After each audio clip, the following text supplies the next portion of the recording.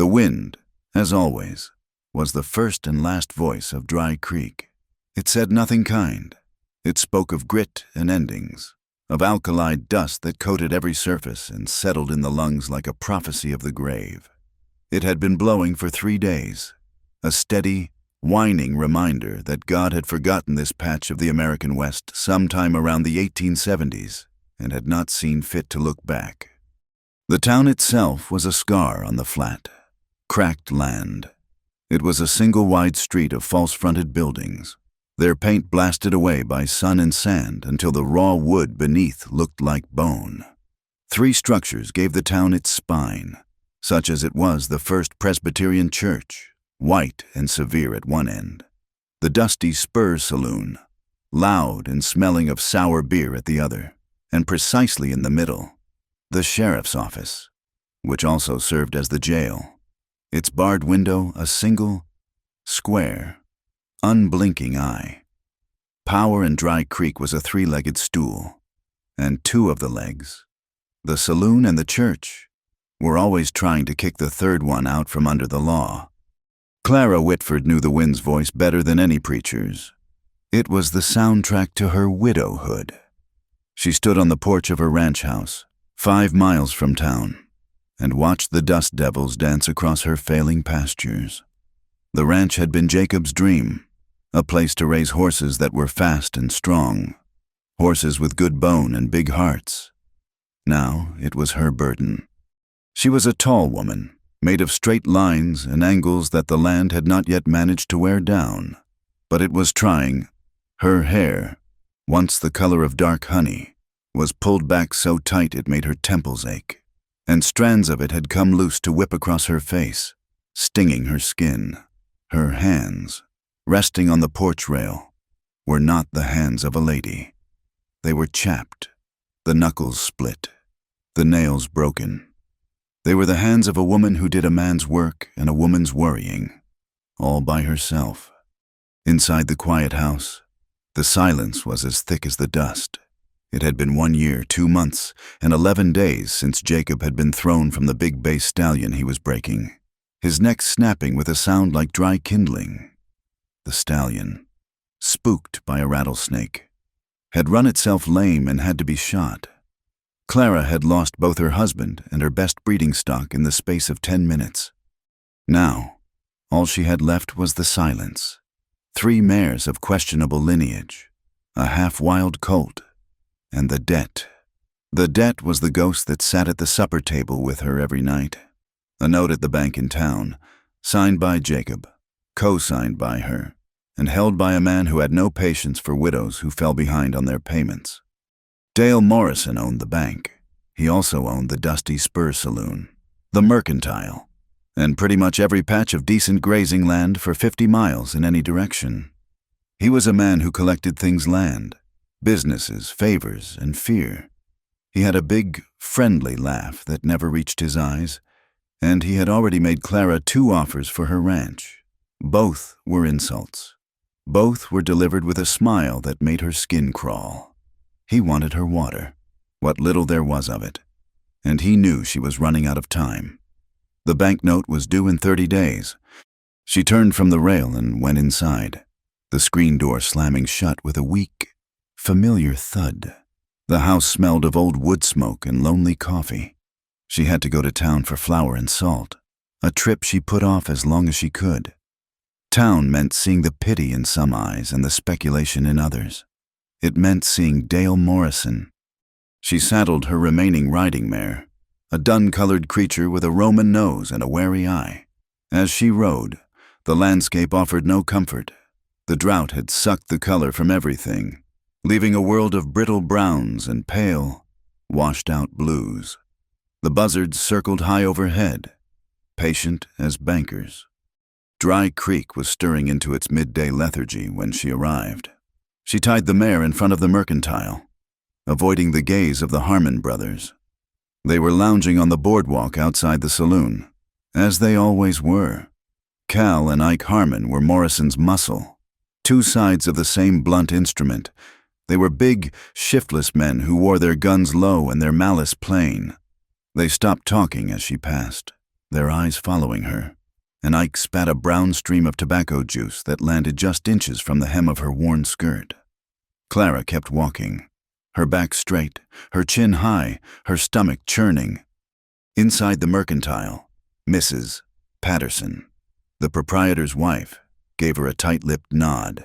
The air was thick with the smell of pickles, bolt cloth, and coffee beans. Flour and salt. Mrs. Whitford. Please, Mrs. Patterson, and a small bag of arbuckles, if you have it. Running low on most everything, the woman said, her voice flat. This drought and other troubles.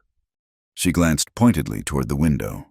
In the direction of the sheriff's office, a small crowd was gathering. Not a big crowd, but a mean-spirited one. Clara felt a knot of apprehension. What troubles? Clara asked, though she was not sure she wanted to know. That Apache they brought in? Mrs. Patterson said, leaning closer, her voice dropping to a conspiratorial whisper. Sheriff McKenna caught him with 2 of Morrison's best horses? Red-handed. Imagine the nerve. Clara's blood ran a little cold. Any dealing with Indians in this territory was bad business. The resentment was still fresh, the so-called wars barely over. What will they do with him? Sheriff's holding a labor auction, noon, to pay Morrison back for the horses. Though, if you ask me, a rope would be quicker and cleaner. Reverend Blackwood said as much in his sermon Sunday last. He said the heathen savage is a blight on a decent, God-fearing town. Reverend Blackwood, the third leg of the stool. His church was the cleanest building in town, and his sermons were famous for being long on damnation and short on mercy. He was a thin, pale man with eyes that seemed to look right through you, tallying your sins. He was also, Clara knew, a frequent guest at Dale Morrison's dinner table.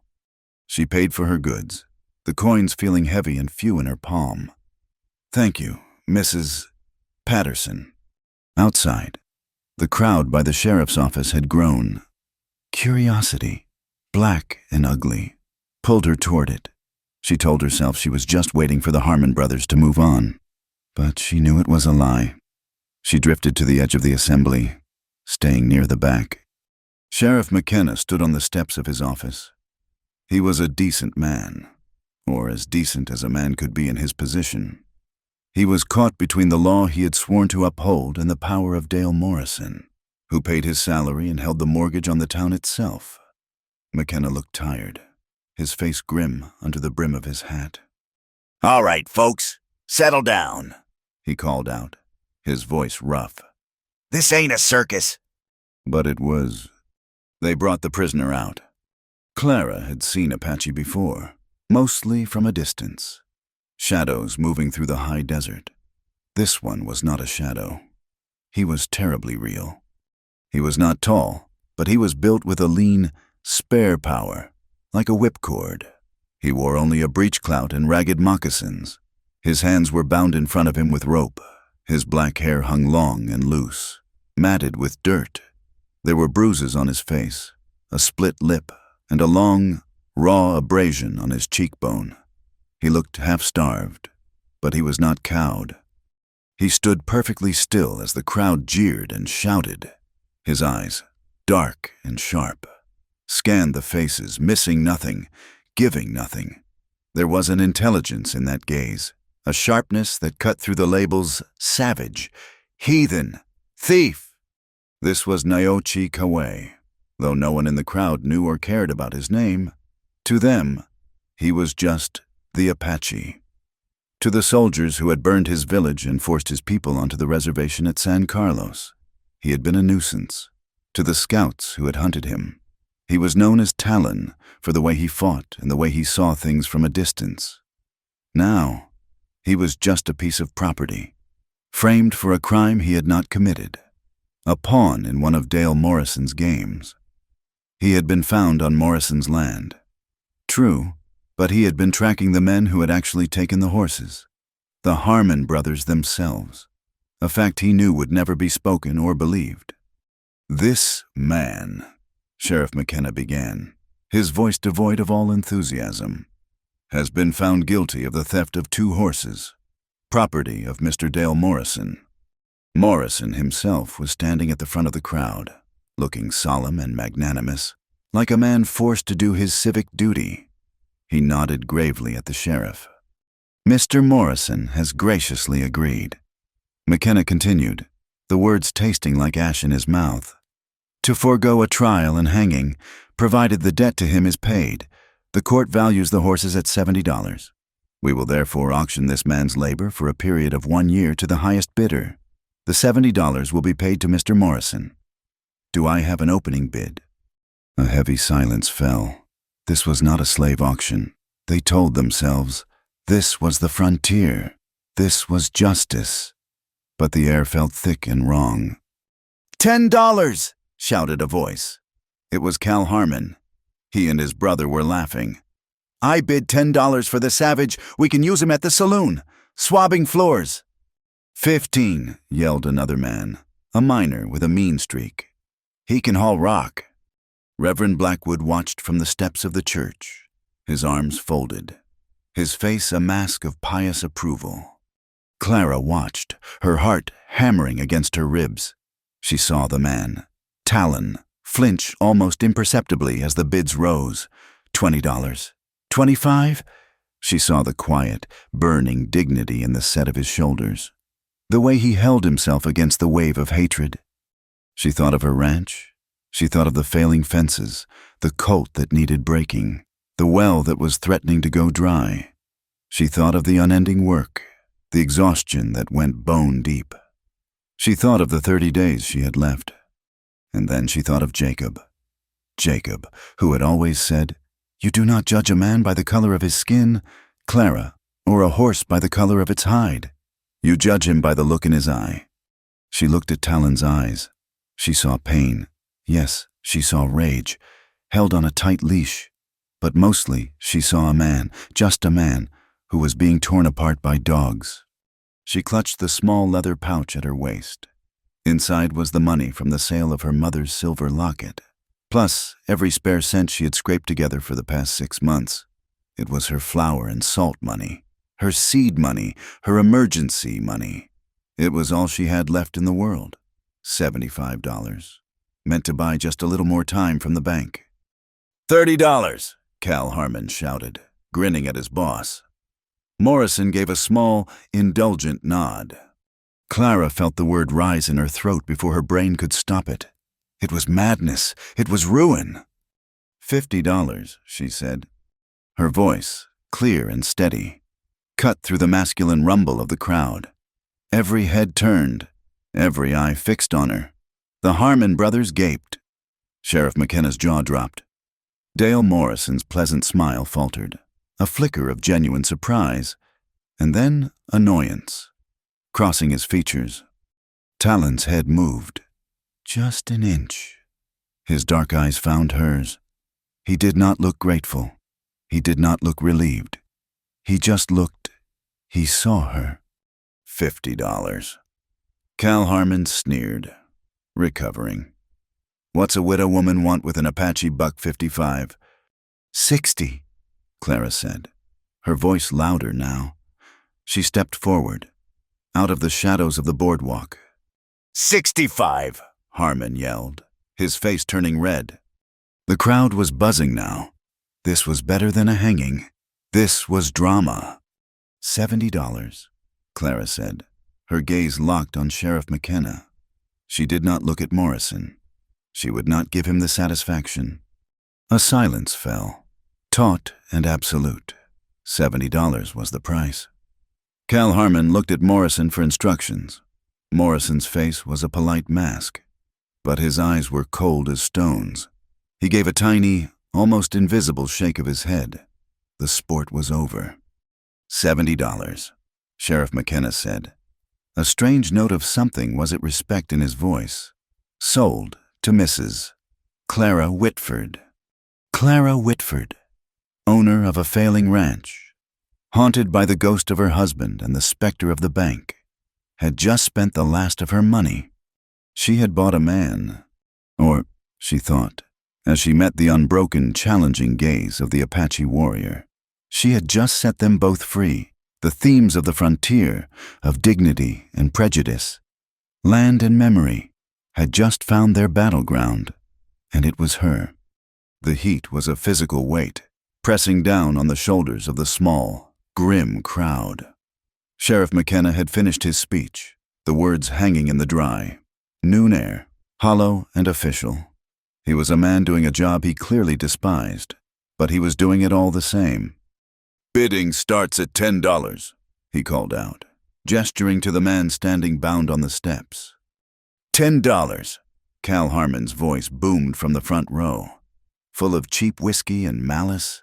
He grinned at his brother Ike, who spat a stream of tobacco juice into the dust. 15, a miner shouted from the back. Dale Morrison, standing near the sheriff, did not bid himself. He did not need to. He raised his voice in that reasonable, friendly tone he always used, the one that made everyone feel included in his plans. "Just so you all know, gentlemen, whoever takes this contract, my new mining operation up on the North Ridge could surely use a strong back, hard, honest work." He smiled. "We would be prepared to buy the contract for, say, $25, a quick profit for a civic-minded citizen." The crowd murmured. They all knew what hard, honest work in Morrison's unbraced shafts meant. It was a year-long death sentence. Reverend Blackwood, standing in the shade of the boardwalk, nodded his pious approval. "Labor purifies the soul, gentlemen," he intoned, his voice thin and reedy. "Scripture tells us to toil for our sins. Even a heathen soul can be scoured clean by the sweat of his brow." He was painting Talon as a spiritual threat, a thing to be broken and cleansed. 25, the miner shouted, catching Morrison's drift. 30, Cal Harmon countered, his eyes on his boss. He was enjoying this. 35, the miner shot back.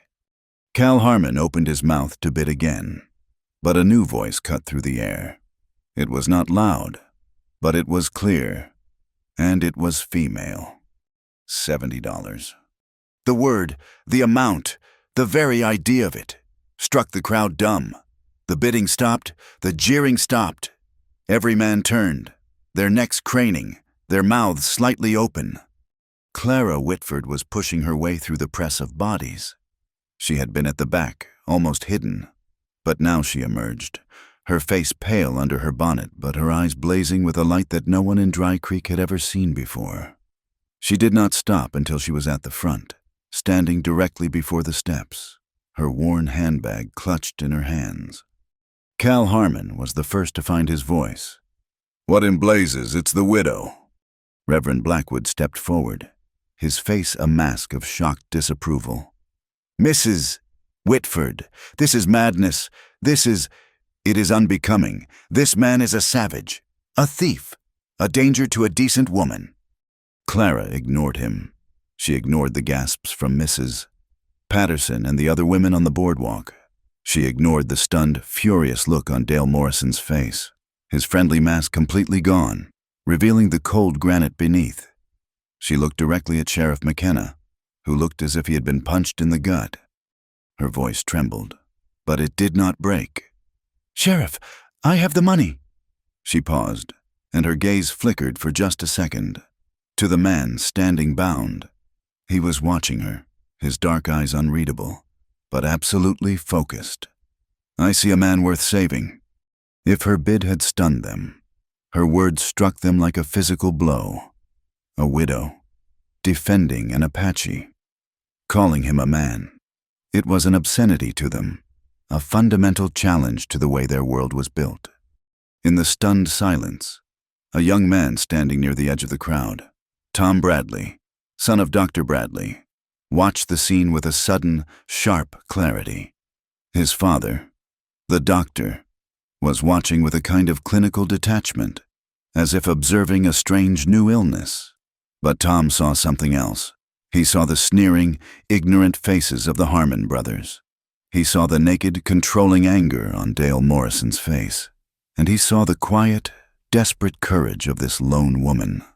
He looked at the Apache, who had not flinched, had not begged. had not shown anything but a terrible, contained dignity. For the first time in his life, Tom Bradley felt a hot, confusing shame for his town. Sheriff McKenna swallowed, his throat dry. He looked at Morrison, who gave a slight, furious shake of his head. But the bid was legal. The money was offered. McKenna was a man of procedure, and it was his only shield. $70, he said, his voice a hoarse croak. Going once. No one spoke. The silence was absolute. Going twice. He looked at the crowd. Sold. He slammed his hand down on the wooden rail of the steps. To Mrs. Clara Whitford. For a moment, Clara just stood there, the tension draining out of her, leaving her weak-kneed. Then she forced herself to move. She walked up the 2 steps, the crowd parting for her as if she carried the plague. She opened her worn leather handbag. With steady hands, she counted out the coins, silver dollars, a few gold half-eagles, coins she had saved, coins that meant survival. $70. Every last cent she had in the world. The sound of the metal dropping into Sheriff McKenna's palm was the sound of a door slamming shut on her future. McKenna took the money, his face grim. He quickly scribbled on a piece of paper from his pocket. This here document states you have purchased the labor of this prisoner, name unknown, for a period of 1 year, for the sum of $70, paid in full to satisfy the debt to Mr. Morrison. He is your responsibility, Mrs. Whitford. Do you understand? I understand, Clara said, her voice barely a whisper. McKenna nodded to his deputy, a young, nervous man named Peters. Unlock his legs. The deputy fumbled with the large iron key, his hands shaking as he knelt at the prisoner's feet. The heavy iron shackles were old and rusted. He struggled for a moment, and then the lock clicked open. The heavy circlet fell away from Talon's right ankle, and then the left. They hit the wooden steps with a dull, final thud. Talon did not move, but he rolled his ankles slightly, the first free movement he had been allowed in days. The wrist binds stay on, McKenna said gruffly. To Clara, they stay on until you are clear of town property. Understood. Understood, Clara said. Talon looked at her. It was a long, assessing gaze. He was looking at this strange white woman who had just thrown her life away for him. He saw her fear, but he also saw the resolve that held it in check. He was a man who understood survival, and he recognized it in her. He gave one sharp, silent nod. It was not submission. It was an acknowledgement. He would follow.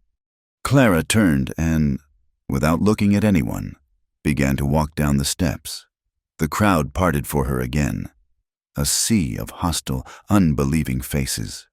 As she passed Dale Morrison, he stepped into her path just enough to make her pause. He did not touch her. He did not raise his voice. He spoke in a low, civilized hiss that was far more threatening than any shout. You will regret this, widow. Clara met his cold eyes. She felt the hatred coming off him, the fury of a man who had been denied his prize. I regret a great many things, Mr. Morrison, she said, her voice just as quiet. This will not be one of them. She stepped around him and kept walking. She walked the length of the main street, her head held high, her back straight. Talon followed 3 paces behind, his wrist rope stark and white against his skin, his moccasins making no sound on the dusty boardwalk. They were a strange, impossible pair, the respectable widow in her worn gray dress, and the Apache warrior, bruised and half-naked, following her like a dog on a leash. The town watched them go. They watched from the windows of the mercantile, from the doors of the saloon, from the steps of the church. Every eye was a judgment. Every stare was a stone. Clara felt them on her back, but she did not turn. She had crossed a line. She had chosen a side, and it was the side of this one, broken, silent man. She reached her mare, still tied in front of the mercantile. Her small bags of flour and salt were already strapped behind the saddle. She untied the reins. her hands functioning from memory. She put her foot in the stirrup and swung herself up. From the saddle, she looked down at him. He was standing by the horse's head, waiting. His face was an unreadable mask of dirt and bruises, but his eyes were alive, watchful, and intelligent. He was her responsibility. The seeds of an alliance were sown in that moment, in the shared fire of the town's hatred. It was an alliance born not of trust or friendship, but of necessity and a shared, unspoken understanding of loss. Respect from her, in seeing a man worth saving, acknowledgement from him, in his willingness to follow. But there was caution in his eyes, and there was a deep, cold fear in her stomach. "You will walk behind," she said. It was not an order, but a statement of fact. He nodded once. Clara Whitford turned the mare's head toward the open, unforgiving prairie, toward her failing ranch, and rode out of Dry Creek, the silent warrior walking in her dust. The 5 miles from Dry Creek were a silent education in heat and dust. Clara rode the mare at a steady walk, a pace she calculated the man behind her could maintain without distress. She did not look back. Not once. She had made a spectacle of herself, a fool of herself, and perhaps a pariah of herself. Looking back would only show her the town she had just alienated, shrinking in the distance, and she was not strong enough to see that yet. She focused on the rhythm of the mare's hooves, the creak of the saddle leather, the burning sun on the back of her neck. Behind her, Naochi Kawe, called Talon, walked. His feet, protected only by thin, worn moccasins, made no sound on the packed, dry earth of the road. He kept a perfect, measured distance of 3 paces behind the horse's tail. Not closer, not farther. He walked with his head up, his gaze constantly moving, scanning the flat horizon, the heat-shimmering rocks of the low hills, the sky. He was a prisoner, bound at the wrists, walking into an unknown captivity. Yet he moved with the awareness of a free man. He was assessing the land, her land, with an expert eye. Clara felt his gaze on her back, on the ranch itself as they approached. It was a humiliating thing. To bring him here, she had, in her grand gesture, saved him from Morrison's mine, only to bring him to this monument of her own failure. The ranch came into view, and it was worse than she remembered. Seen through the eyes of a stranger, it was a ruin. The long line of the pasture fence was a joke, a series of leaning, drunken posts connected by sagging wire. The gate hung from one hinge. The vegetable garden patch near the house was a square of cracked, pale dirt, the withered skeletons of last month's beans rattling in the wind. The barn, Jacob's pride, had a hole in its roof the size of a wagon wheel, and several of the siding boards were missing, leaving black, gap-toothed shadows. The house itself, small and built of raw timber, seemed to be sinking into the dust, its porch boards warped, its whitewash long since blasted away. She rode the mare straight to the well, which stood between the house and the barn.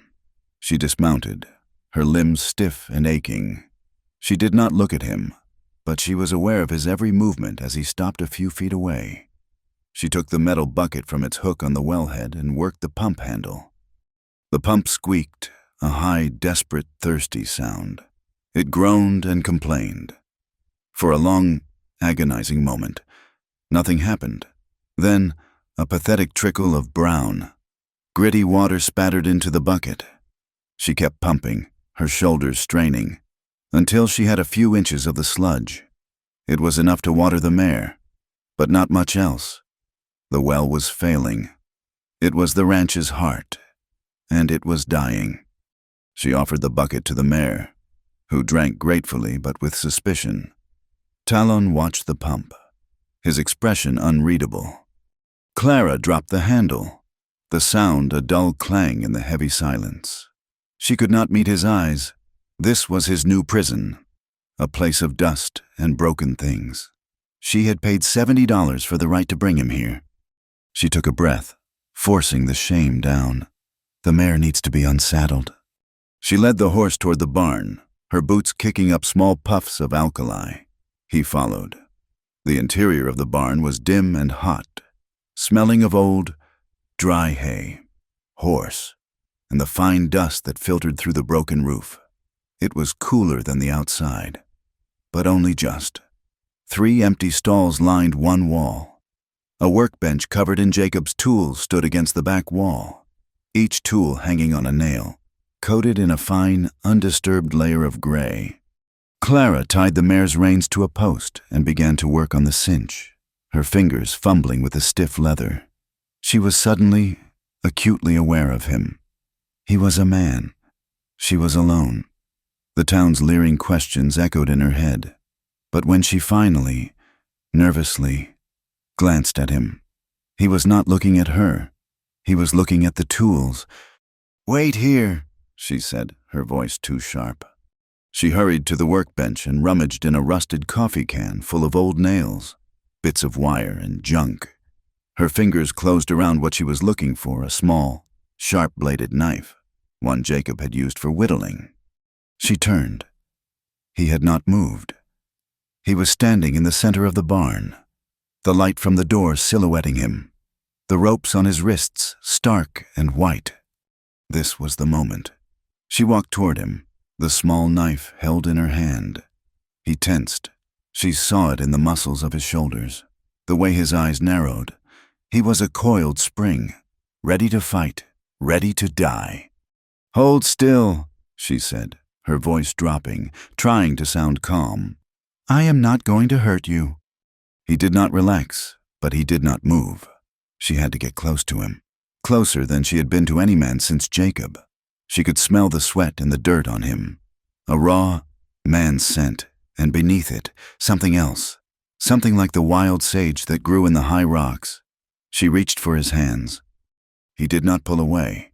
His skin was hot, dry. The rope was cinched cruelly tight, biting into his flesh. The skin around it was raw and bleeding. "The deputy tied this," she murmured, more to herself. Her anger, a brief, hot flare. She slipped the blade of the knife between the rope and his skin, her fingers brushing his. It was a slow, awkward process. She was terrified the knife would slip, that she would cut him. He remained perfectly, unnaturally still, his breathing the only sound in the barn. The first loop of the rope parted with a soft snick, then the second. The bindings fell away, dropping into the dust at his feet. He did not move for a long second. Then, slowly, he pulled his hands apart. He flexed his fingers, wincing as the blood rushed back into them. He raised his hands and looked at them. Not at her. He rubbed his wrists, his thumbs massaging the raw, red grooves where the rope had been. It was the most profound gesture of freedom Clara had ever witnessed. It was a quiet, private moment, and she felt like an intruder. She stepped back, the small knife still clutched in her hand. He let his hands drop to his sides. He looked at her. His eyes were not grateful. They were not angry. They were just deep. They were the eyes of a man who had seen too much and said too little. Clara cleared her throat, forcing the air from her lungs. The practicalities were her shield. "There is food. There is a place to sleep. You will work. I paid for 1 year. You will work to fix this place. Do you understand?" He looked around the barn, at the hole in the roof, at the broken stalls, at the light streaming through the missing boards. Then his gaze traveled to the open barn door, to the leaning fences and the dead garden beyond. He looked back at her. He nodded once, a single sharp dip of his chin. The agreement was made. It was a contract spoken in simple words, but its meaning was complex and deep. She was offering sustenance, not kindness. He was offering labor, not servitude. It was, for both of them, a desperate bid for dignity. He did not wait for her to give him an order. His gaze went back to the workbench. He walked over to it, his moccasins silent. He stood for a long moment, just looking at the tools. Then, he reached out and took down a heavy claw hammer. He tested its weight, swinging it lightly in his hand. He ran his thumb over the smooth, worn wood of the handle. He put it back on its nail and picked up a hand axe. He sighted down the handle, checking its balance. His movements were economical, precise. This was a man who understood tools. He was not just a warrior. He was a maker. He left the barn, not asking permission. Clara followed him, her heart thumping in a strange, new rhythm. He walked to the garden patch and knelt. He scooped up a handful of the pale, dead soil.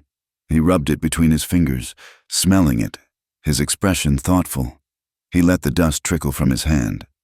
He walked to the fence line, to one of the leaning posts. He grabbed it and shook it. The wood was rotten at the base. He studied the sagging wire, then looked out at the vast, empty pasture. He turned and looked at the ranch house, at the barn, at the well. He looked at the whole, broken, dying place. He turned back to Clara, who was standing on the porch, watching him, her stomach in knots. He still had not spoken, but his assessment was clear in the way he stood. It was not a look of despair. It was a look of calculation. He was measuring the scale of the work. He was a man looking at a problem to be solved. The sun was beginning to dip, painting the western sky in bruised colors of orange and purple. The wind died down, as it sometimes did at sunset, and the silence of the prairie settled over them. Clara went inside, her mind reeling. She had just handed her husband's tools over to an Apache. She had just given him the run of her property. She built up the fire in the stove and found the pot of beans she had cooked 2 days ago. It was mostly what she lived on. She heated them and baked a fresh piece of cornbread on the griddle. Her hands were shaking. She dished out a large portion onto a tin plate. She took it and a tin cup of water from the near-empty barrel and went outside. He was sitting on his haunches by the barn wall, watching the sunset. He was as still as the rocks in the hills. She did not want to get too close. She set the plate and the cup on a large, flat tree stump that Jacob had used as an anvil. "This is all there is," she said. He looked at the food, then at her. She retreated to the porch, her own small plate of beans in her hand. She sat on the top step, as far from him as she could get while still being outside. They ate in the twilight, separated by 30 yards of dusty ground and 1,000 years of history. He ate slowly, methodically. He did not shovel the food in like a starving man, though he must have been. He ate with a deliberation that was almost graceful. When he was finished, he drained the cup of water. He stood. He walked across the yard, the empty plate and cup in his hand. He stopped at the bottom of her steps. He was close enough now that she could see the detail of the bruises on his face, the weariness in his eyes. He held out the plate and cup, and then he spoke. "Thank you." His voice was a low rasp, rough with disuse, but it was clear and resonant. It was English, perfectly understandable. The sound of it shocked her more than the auction, more than the walk, more than the removal of the ropes. It was the voice of a man, a human being. She found herself unable to move, unable to take the plate. She nodded, her throat tight. "You are welcome." She found her own voice, and it was thin. "My husband, Jacob, he built this place. He thought the land had promise." She did not know why she said it. Perhaps to explain the mess, perhaps to explain herself. Talon looked away from her, toward the darkening fields. He was quiet for a long time. When he spoke again, his voice was softer. "My family had land, by a river. The soldiers came." He said nothing more. He did not need to. The chasm between them suddenly felt a little less wide. It was a bridge built of shared, unspeakable loss. A chill crept into the air. The first stars were appearing. "You can sleep in the barn," Clara said, finally taking the plate from him. Their fingers brushed. She pulled her hand back as if burned. "There is clean hay in the loft. It is dry." He nodded, and without another word, he turned and walked back to the barn, disappearing into its black, square mouth. Clara went inside. She locked the door, a flimsy bolt that would not stop anyone. She stood in the dark of her kitchen, her hands braced on the table. She was trembling. She had spent all her money. She had brought a stranger, a savage, according to her neighbors, into her home. The rumors would be flying in Dry Creek. She could almost hear them. The widow Whitford, alone on her ranch, with that heathen. They would be sharpening their judgment, their fear, their hatred. She was exhausted, and she was terrified. But as she stood there, listening to the night sounds, the cry of a distant coyote, the settling of the old house, she felt something else. A strange, unfamiliar feeling. She had not felt it since before Jacob's death. It was the barest, faintest possibility of peace. She had made a decision. It was her own, and for the first time in a year, she was not entirely alone. The sun rose the next morning on a different ranch. It was the same broken-down, dust-choked land, but the equation of its inhabitants had changed. Clara awoke before dawn, a habit of her lonely existence. Her first thought was a jolt of pure, cold panic. What have I done? The events of the previous day rushed back, not as a heroic stand, but as a series of catastrophic financial and social errors. She had spent every cent. She had invited ruin. She had brought a man the town considered a dangerous animal into her home. She dressed in the gray light, pulling on her work skirt and boots, her hands trembling. She expected silence. She expected to walk out onto the porch and find him gone, vanished back into the hills. Her $70 a mere memory of her foolishness. Instead, she smelled wood smoke. She hurried to the kitchen, her heart in her throat. The door was unlocked, just as she had left it. Through the window, she saw him. He was not in the barn. He was by the dead garden patch. He had a small, neat fire going, and he was straightening the blade of a shovel, heating it in the coals and tapping it true with a hammer on a flat rock. He was already working. Clara went out onto the porch. The air was cool, the only kind part of the day. He did not look up immediately. He finished his task, his movements economical and certain. He tapped the metal, sighted down its edge, and then, satisfied, he plunged the blade into the earth to cool. Only then did he stand and look at her. He was a different man from the one at the auction. The bruises were still stark and purple on his skin. His lip was still split, but he was no longer a victim on a block. He was a man on her land. He wore a pair of Jacob's old work trousers, which she had folded and left on a bench in the barn the night before. They were too short, but they were serviceable. He was bare-chested, and she could see the lean, ropey muscles of his back and shoulders, the old, pale scars of a life she could not imagine. "The pump," he said, his voice that same quiet rasp. He gestured with his chin toward the well. "The leather is cracked. It draws air." Clara just nodded, unsure what to say. She had been fighting that pump for 6 months. The days that followed fell into a rhythm that was entirely new. It was a rhythm of two. It was the rhythm of work. Talon, as she had heard the soldiers call him, though she had not yet dared to use any name for him, began at the well. He dismantled the entire pump head, laying the heavy iron pieces out on a piece of canvas. Clara watched him, terrified he was breaking the last, fragile heart of the ranch. But he worked with the patient skill of a surgeon.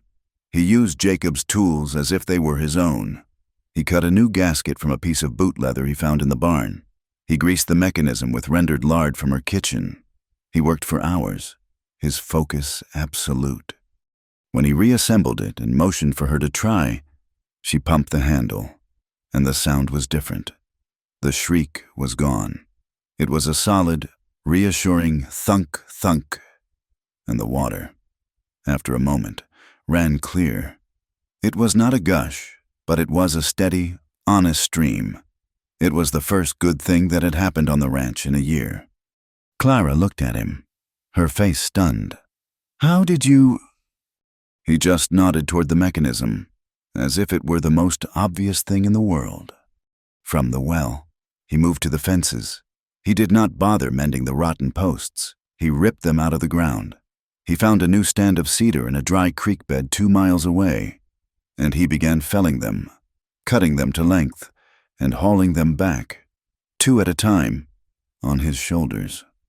Clara, shamed by his relentless energy, found her own. She could not stand by and watch. She grabbed the post-hole digger, and they worked together.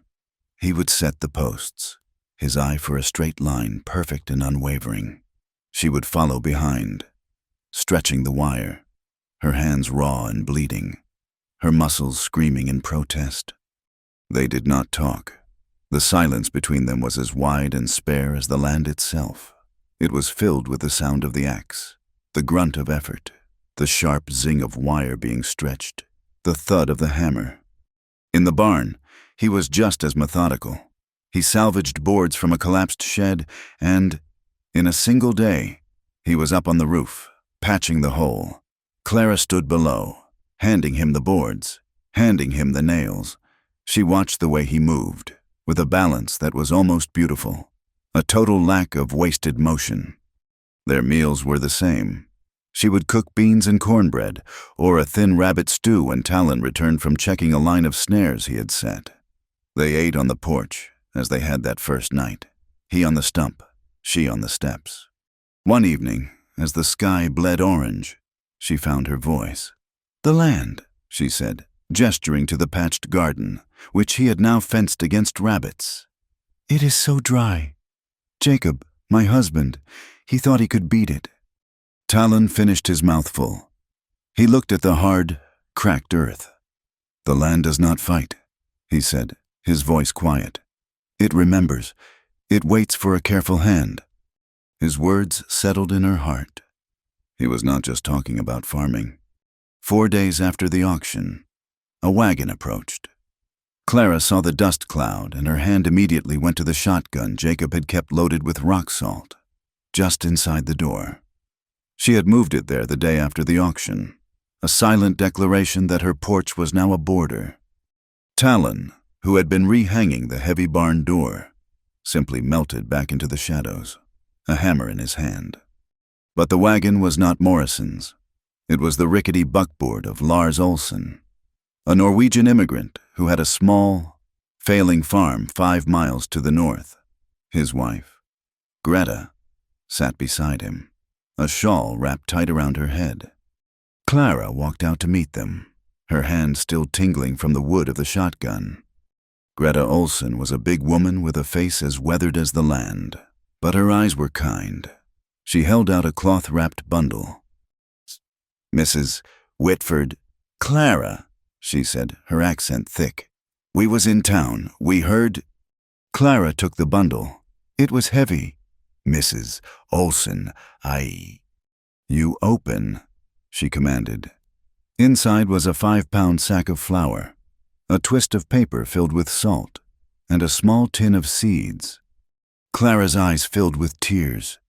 She had been so braced for hatred that kindness undid her completely. I cannot pay you for this." "This is not for paying," Lars said, his voice a deep rumble. He was a huge man with a shy, sad-eyed face. "Is for neighbors. We know hard. We know Morrison. Is not right." Greta's eyes flickered to the barn, where Talon was now visible, standing in the shadows, watchful. Greta nodded at him, a simple acknowledgement, woman to man. "This is good land," she said. "Has good bones. My Lars says, like your man." Clara flushed, not knowing what to say. But the Olsens' visit was a small, bright light in the oppressive darkness. It was a reminder that the town was not a monolith. There were other people on the margins, people who understood. 2 days after that, another writer. This time it was official. Sheriff McKenna. Clara stood on the porch again. The shotgun was leaning against the wall. Plain to see.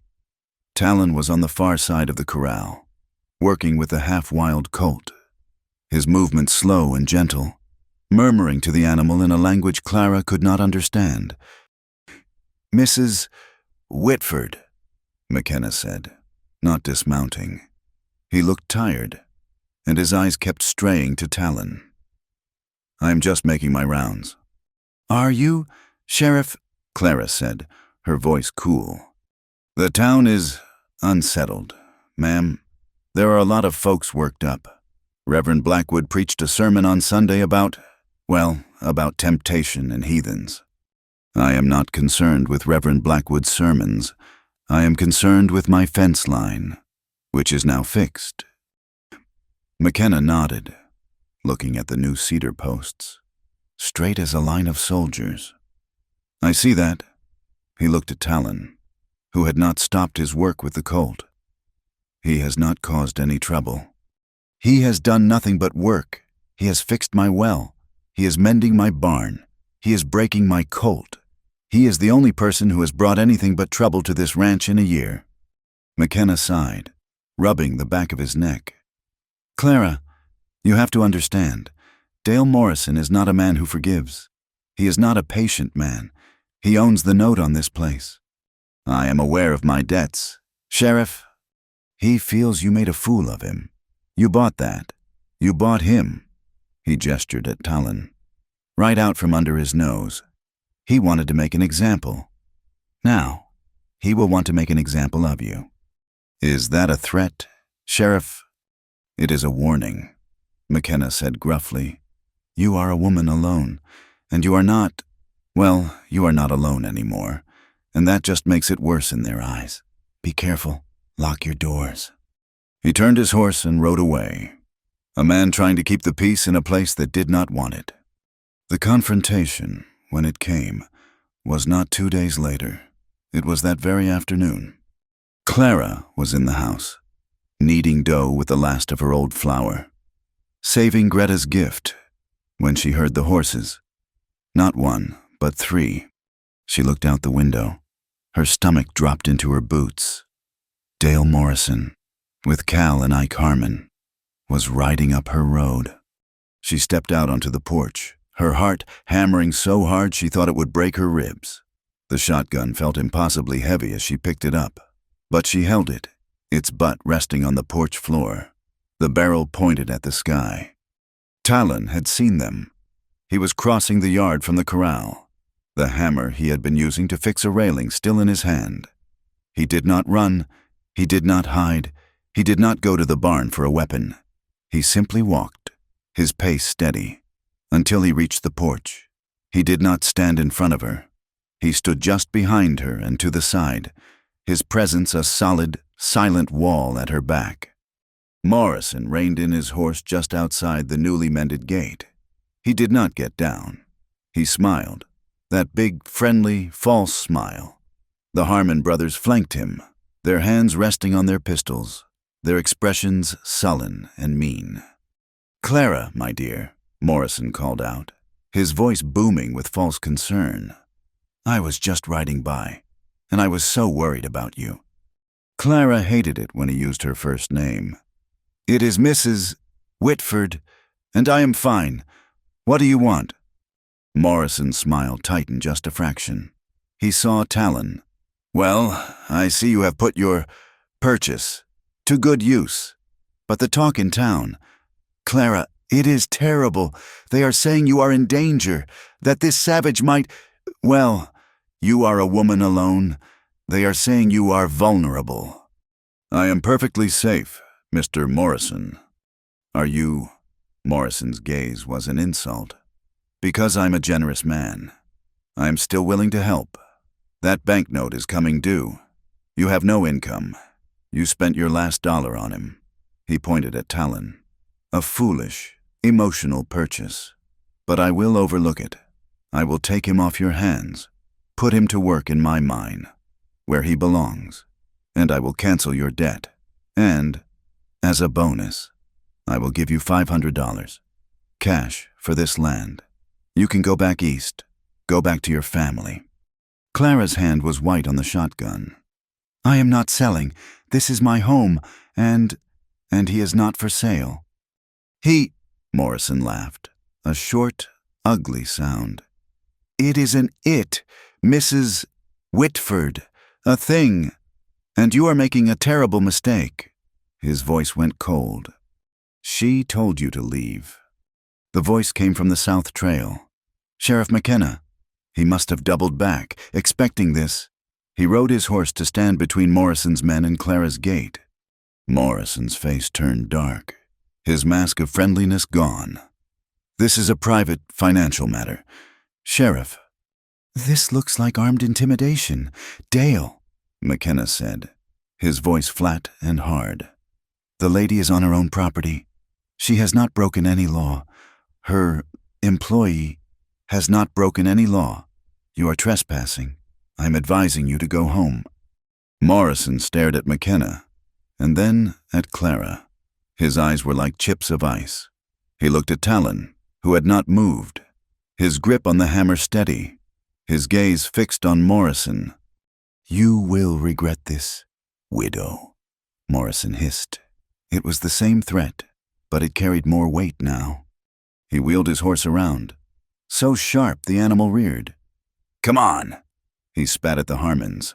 They rode away, kicking up a cloud of angry dust. The silence that fell was more profound than any yet. Clara felt her knees buckle. She sagged against the porch post, the shotgun suddenly too heavy to hold. Talon did not move for a long moment.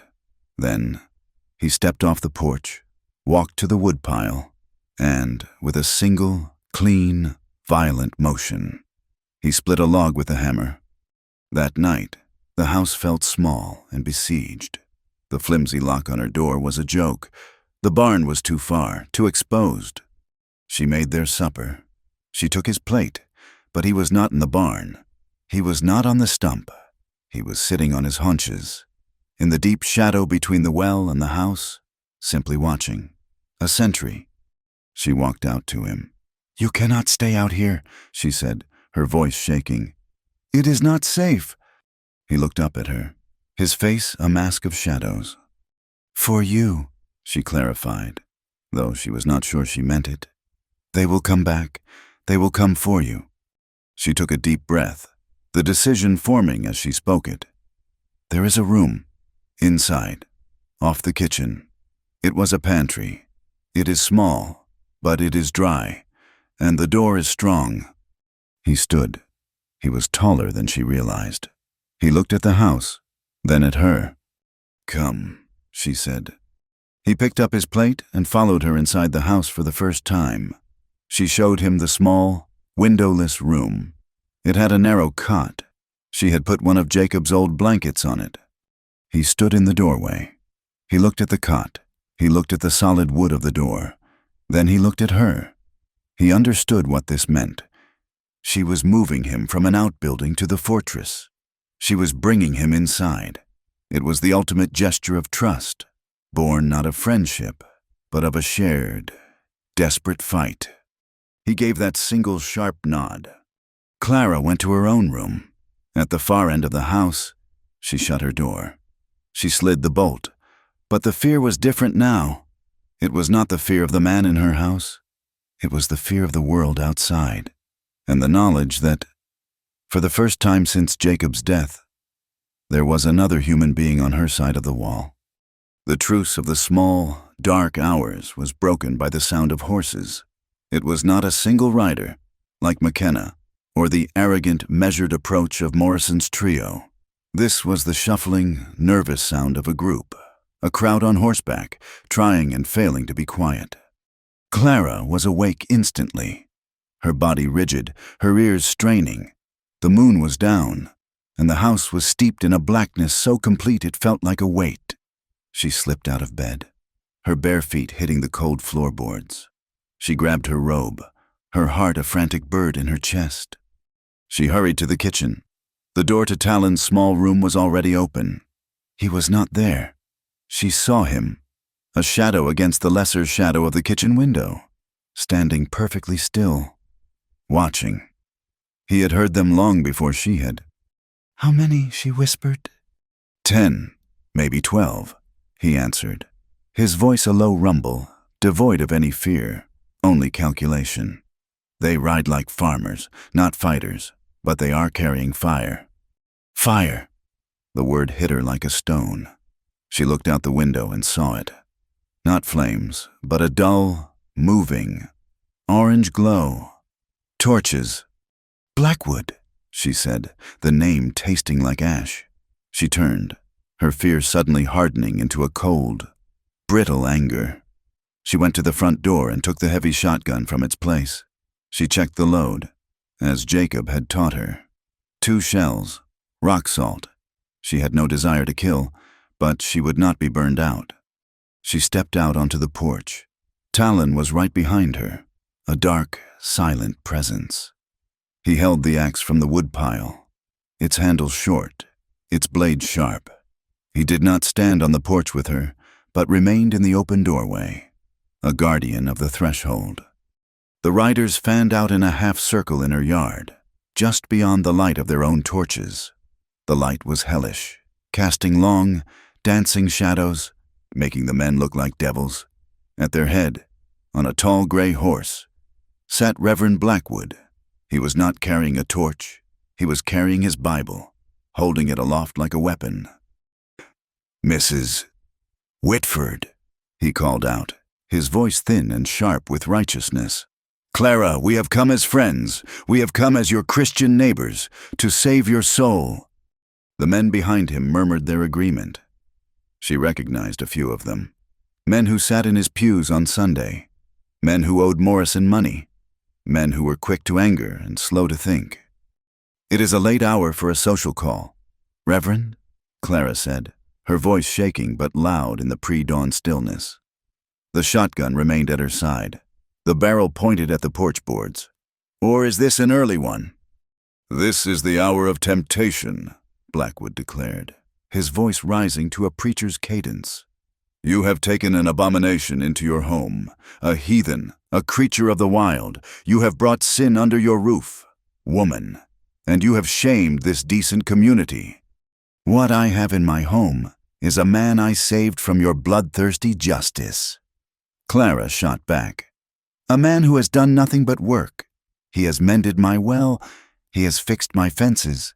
He has shown me more decency than any man in that crowd." "Decency," Blackwood spat. "You are alone with him. Do you think we are fools? You have sacrificed your virtue, your good name, and your immortal soul for this savage—" "I am a widow, Reverend, not a fool," Clara said, her voice dropping, each word a carefully placed stone. "I know what this is. This is not about my soul. This is about Mr. Morrison's pride. You are his errand boy, and you have brought these men here with torches. What kind of God-fearing men?" She raised her voice, the question directed at the men behind him. What kind of men bring torches to a lone woman's house before dawn? A nervous shuffle went through the riders. A few of them looked down, their face hot in the torchlight. She had hit the mark. They were here for a righteous scolding, not an ugly crime. Blackwood saw he was losing them. His face, pale and strained, twisted in anger. "She is defiant. She is lost to sin. The house of God must be cleansed." "Maybe a fire is what she needs," shouted a voice from the back. Clara recognized it. It was one of the men who always drank with the Harmons. Before Clara could react, the man spurred his horse forward, his arm pulling back. He flung his torch in a high, spinning arc. It was not aimed at the house. It was aimed at the barn. The torch landed with a dull thump on a pile of dry hay Talon had left near the barn door after mending the stalls.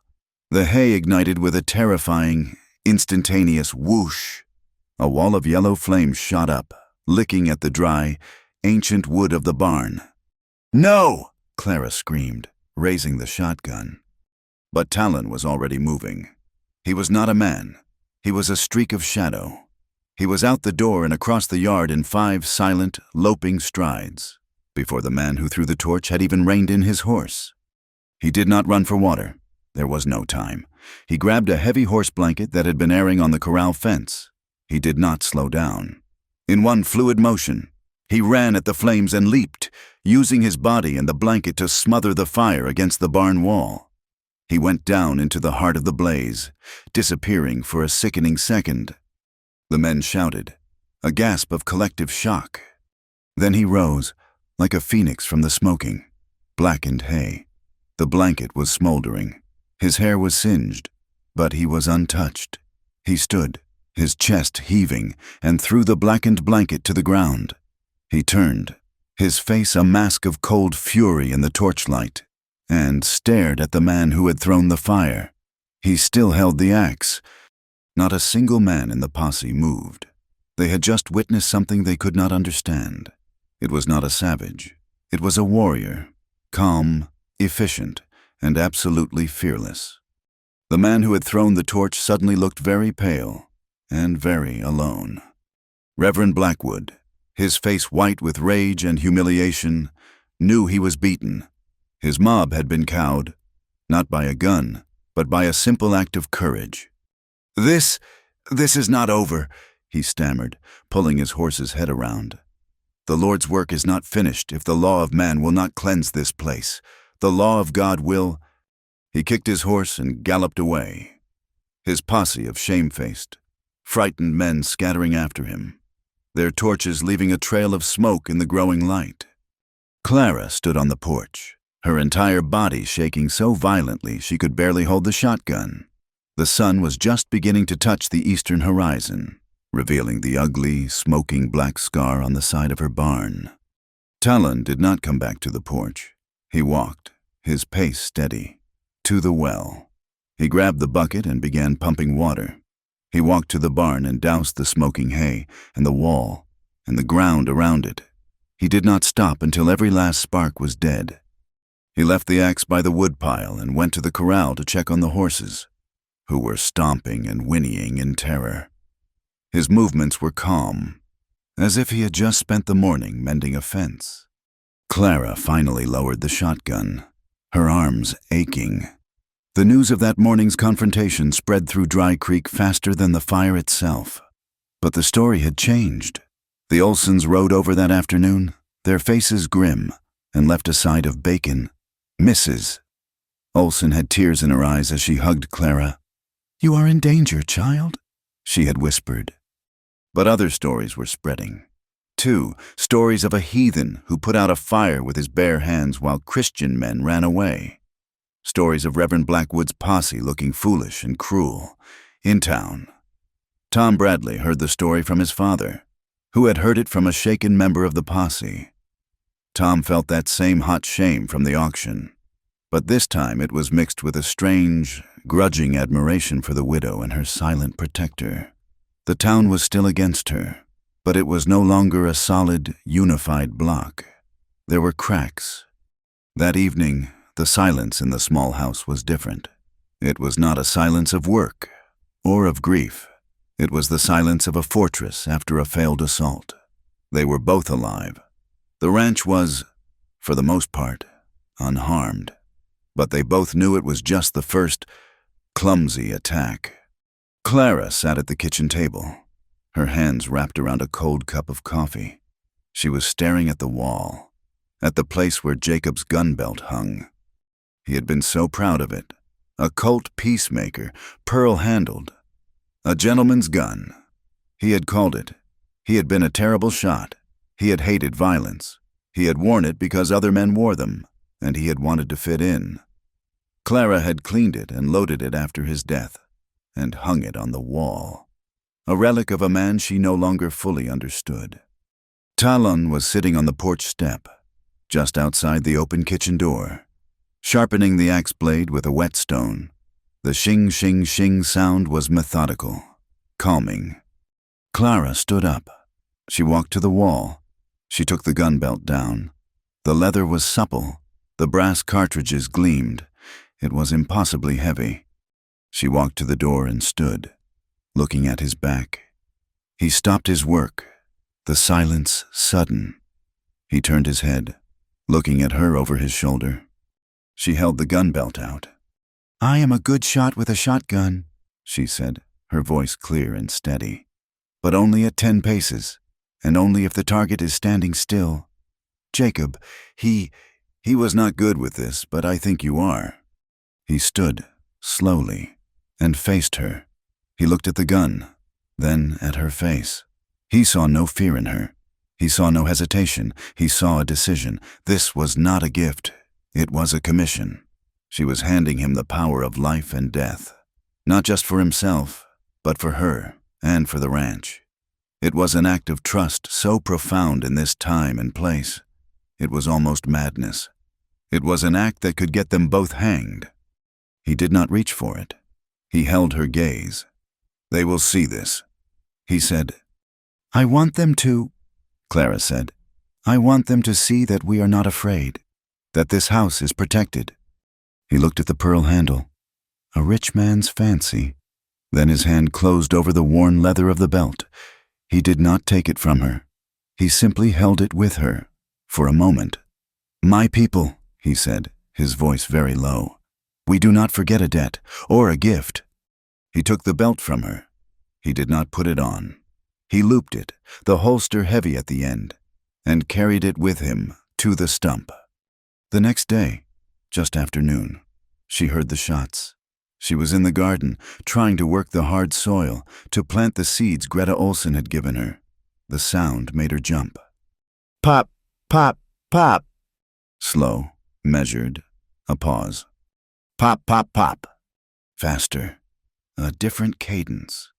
She shaded her eyes and looked toward the small arroyo at the far end of her property. A thin wisp of blue smoke rose. He was practicing. The sound was not frightening. It was the opposite. It was the sound of competence. It was the sound of a man who knew his tools.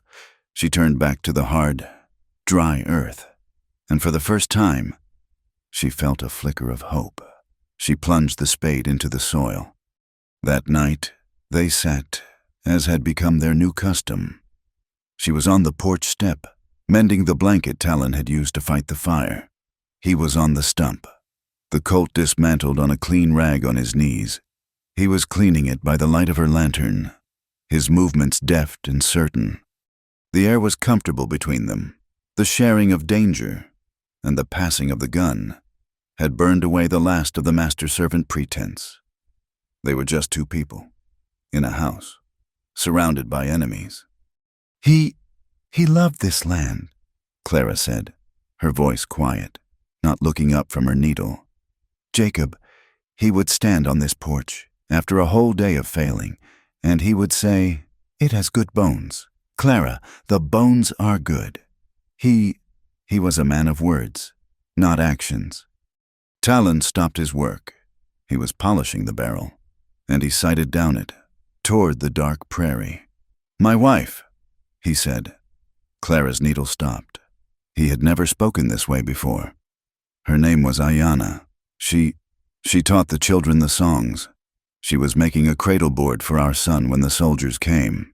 He paused, and his voice was flat, without emotion, just a statement of fact. She thought words could stop them. She walked out to them, her hands open, to tell them they were on sacred ground. They did not listen to her words. Clara's eyes blurred. She did not weep for him. She wept with him. It was the same story. The story of good people who believed the world was better than it was, and the people they left behind who had to learn the truth. He began reassembling the pistol. The clicks of the metal parts sliding together were sharp, precise, and final in the night air. He spun the cylinder, click, click, click, and slid the gun back into its holster. He stood and looked at her, the lantern light carving shadows on his bruised face. "We will not make that mistake," he said. It was a promise. Clara nodded and pulled her thread tight. The stitch was made. The alliance was sealed. The change was not in the land, but in the air between them. The work continued. The fence was now a straight, strong line, a scar of new wood against the prairie. The garden, fenced and watered from the mended well, showed the first impossible-seeming traces of green. They worked from the first light of dawn until the last purple light of dusk, a silent, two-person engine of restoration. Talon was training the colt, his voice a low, constant murmur as he moved with the animal in the small corral. He did not break the horse. Clara realized. He seemed to be persuading it. Clara, meanwhile, was in the house, a place he still rarely entered beyond the small kitchen. She was baking. using the flour Greta Olson had given her. The smell of fresh bread was a defiant act, a scent of life in a house that had smelled only of dust and grief. She was taking the loaves from the oven when she smelled it. A different smoke. Not the good, clean scent of her cedar wood fire. This was the acrid, panicked smell of something huge and uncontrolled. She ran to the door, wiping her hands on her apron. "Talon!" He was already standing outside the corral, his head up, sniffing the wind. He pointed to the northeast, toward the Garrett farm. A thick, oily column of black smoke was boiling into the clear blue sky, rising and then flattening out in the wind. It was not a chimney fire. It was a disaster. "The barn," he said, his voice flat. Clara did not hesitate. "Saddle the mare. I will get the water bag." He did not argue or question. He moved to the barn. She ran back inside, grabbing the big canvas water bag she kept for emergencies, and a small tin of the salve she used for rope burns.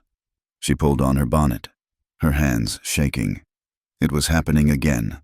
Fire, the town's weapon. But when she came out, Talon was not just saddling the mare. He had also bridled the half-broken colt. He threw a blanket on its back. "No," he said, seeing her look. "You ride the mare. I ride him. Faster." It was a statement, not a request. He swung onto the colt's bare back, his knees high, his balance perfect.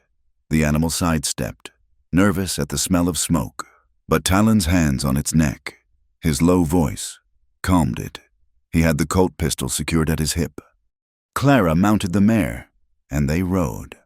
They flew across the dry prairie, not on the road, but cutting straight across the land, Talon leading the way. He rode the half-wild colt as if he had been born on its back. They arrived in a cloud of dust and chaos. The Garrett's barn was not just burning. It was an inferno. The roof was gone, a raging volcano of flame and black smoke. Half the town was already there, drawn by the same terrible pillar in the sky.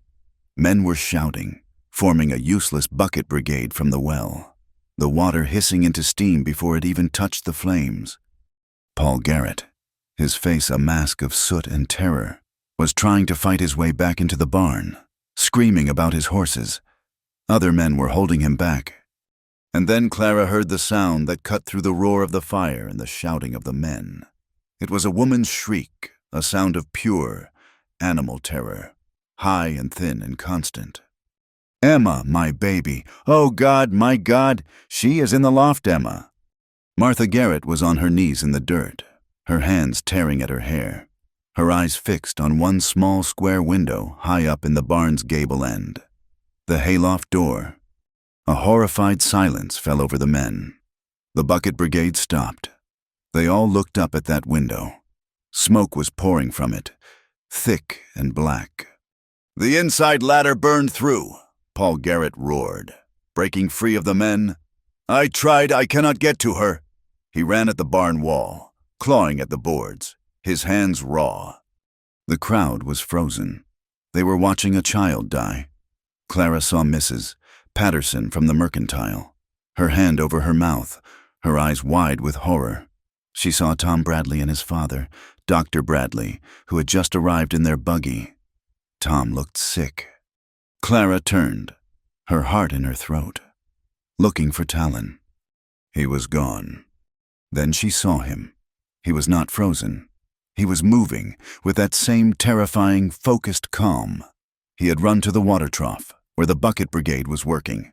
He shoved men aside, grabbed a heavy horse blanket from the fence, and plunged it into the water. He hauled it out, dripping, and threw it over his head and shoulders, like a cape. He grabbed a long ladder that was lying useless on the ground, one of the long ladders for stacking hay. "Here," he yelled, his voice a sharp, clear command that cut through the panic. Paul Garrett and two other men, stunned into obedience, ran to help him. They slammed the ladder against the side of the burning building. It was too short. The top rung was a good 6 feet below the loft door. "It will not reach," Paul Garrett screamed, his voice cracking. Talon did not answer. He was already climbing. He went up the ladder, hand over hand, as the crowd watched, breathless. He reached the top rung. He was still too far below. He tested the rung, then braced his moccasined feet. He crouched, and then he leaped. He grabbed the burning, splintered sill of the loft door, the muscles in his back and shoulders bunching under his wet shirt. He hauled himself up, his legs kicking for purchase, and disappeared into the solid black wall of smoke. "Oh, God," Clara whispered. Her hands clasped so tightly her nails bit into her palms. Martha Garrett stopped screaming. She just watched, her mouth open, silent. The wait was an eternity. It was 10 seconds. It was a lifetime. The roar of the fire was the only sound. "He is not coming out," someone whispered. "He is dead." Then a shape appeared in the black square. It was Talon. He was coughing, a terrible, racking sound.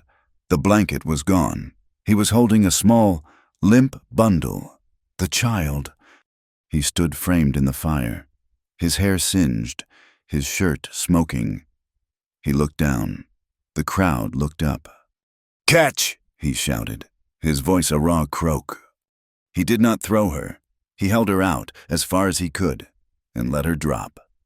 The small shape, wrapped in what Clara now saw was Talon's own wet shirt, fell. Paul Garrett was there, his arms outstretched. He caught his daughter with a strangled sob, stumbling back, clutching her to his chest. The girl, Emma, was coughing, then crying, a thin, beautiful wail. She was alive. A ragged cheer went up from the crowd, a sound of disbelief and release. But Talon was still trapped. The flames were licking at the doorway now, framing him completely. The ladder was impossibly far below. He did not hesitate. He put his hands on the burning sill. Clara saw the quick, sharp wince of pain and vaulted. He pushed off, out and away from the wall, twisting in midair. He landed hard, feet first, then rolled, a plume of dust and steam rising from his body as he hit the ground. He did not stay down. He came up on one knee, his head bowed, breathing in great, ragged gasps. The crowd was silent. They just stared. Martha Garrett was the first to move. She ran from her husband, who was weeping over their daughter. She ran to Talon. She fell to her knees in the dirt in front of him. This half-naked savage man. She grabbed his head, his singed hair, and pulled his face to her chest, sobbing. "Thank you, thank you, thank you. God bless you. You saved my child. God bless you." She was incoherent. Talon, his face a mask of soot and pain, looked startled, lost. He patted her back, a clumsy, awkward gesture with a hand that was visibly burned, the skin red and raw. Martha pulled back, looked at his face, at the soot, at the pain, and she kissed his cheek. A full, public, mother's kiss of gratitude. Then Paul Garrett was there, holding his daughter, who was peering over his shoulder at Talon with wide, terrified, fascinated eyes. Paul, a man who had been in Blackwood's posse, a man who had called for Talon's hanging. He stood in front of Talon, and the big rough farmer was weeping, tears cutting clean paths through the soot on his face. He held out his free hand. "Sir, Mr. I do not know your name." Talon looked at the offered hand, then at Paul Garrett's face. He pushed himself to his feet, wincing. "Talon," he said, his voice rough. "Talon." Paul Garrett nodded, swallowing. I was wrong. I was a fool. I said things. I am sorry." He held his hand out further. "I owe you my daughter's life. I owe you everything." Talon looked at the hand. He looked at his own, the skin blistered and raw. After a long second, he gripped Paul Garrett's hand. It was a handshake that changed the town. Mrs. Patterson was fanning herself, her face the color of ash. "Well," she whispered to the woman next to her, "I never, in all my days, he went right in like an angel." Tom Bradley was just staring, his mouth open, his eyes shining with pure, unadulterated admiration. Sheriff McKenna walked over, his face grim but his eyes clear. He looked at the smoking wreck of the barn, then at the small family reunited, then at Talon. He stopped beside Clara, who was rooted to the spot, her own face wet with tears she had not realized she was shedding. "Mrs. Whitford," McKenna said, his voice low. "Not every man would have done that. Not a white man, not any man, not a one of them in that crowd. That is a man of courage."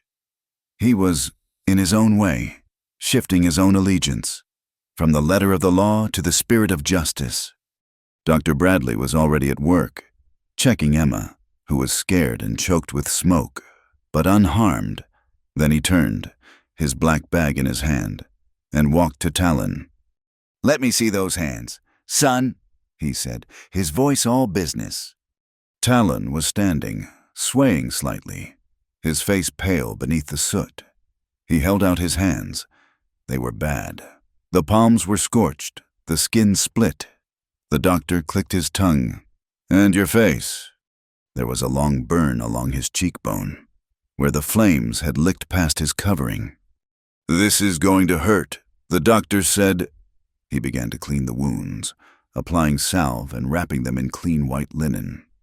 Talon stood, his jaw set, not making a sound. The word hero was being whispered. Not savage, not heathen, not Apache. Hero. The baptism of fire had washed away the old labels, at least for a day. That evening, back at their ranch, the sun set in a blaze of red that matched the raw skin on Talon's hands. He was sitting at the kitchen table. He had not been invited. He had just walked in and sat, as if he knew he now belonged there. The doctor's bandages were already soaked through. Clara brought the basin of clean, cool water. She put it on the table. She had a bottle of whiskey.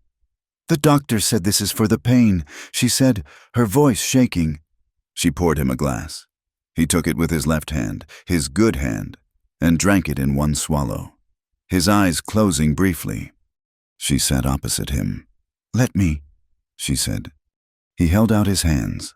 Her own were trembling so badly she could hardly work.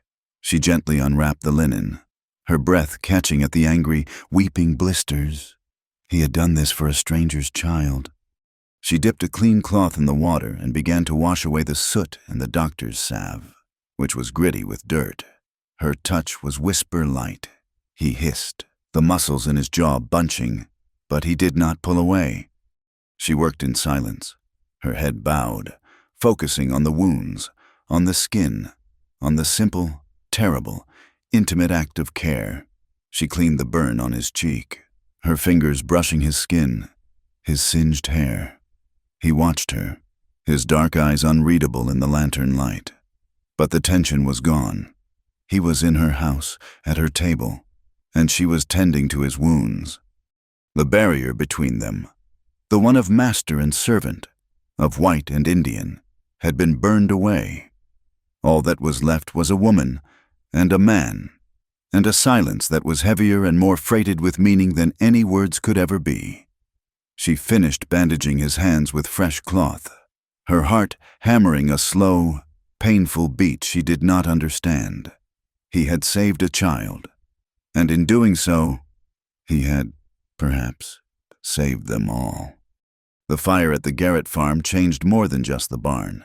It changed the air. It burned away a layer of hate, and the talk in Dry Creek, which had once been a solid, bitter wind, now blew in two directions. There were still those, huddled in Reverend Blackwood's pews or drinking Morrison's whiskey, who muttered about the savage. But a new story had taken root. This story was not about a heathen. It was about a hero. 2 days after the fire, on the morning of the barn raising, this change was a palpable thing. When Clara and Talon rode up to the Garrett farm, they were not met with hostile stares. They were met with silence, and then a few hesitant nods. Talon's hands were still heavily bandaged. Clara had redressed them that morning, her touch gentle but firm, both of them wincing at the raw, weeping skin. Dr. Bradley had ordered him to do no work, but they both knew he would not, could not, stay away. He was now part of this. He had Jacob's Colt strapped to his hip, a silent, stark declaration. Paul Garrett, his face still haggard but his eyes clear for the first time in memory, walked right up to them as they dismounted. He ignored Clara for a moment and stood in front of Talon. We are grateful you came," Paul said, his voice thick. Talon, his face mostly healed from the smaller burns, just nodded, his gaze taking in the scene. The entire town, it seemed, was here. Wagons were parked everywhere. The women, led by Martha Garrett and Greta Olson, were setting up long trestle tables, loading them with pies, baked beans, and bread. The men were standing around the blackened, smoking foundation of the barn, a confused, disorganized huddle.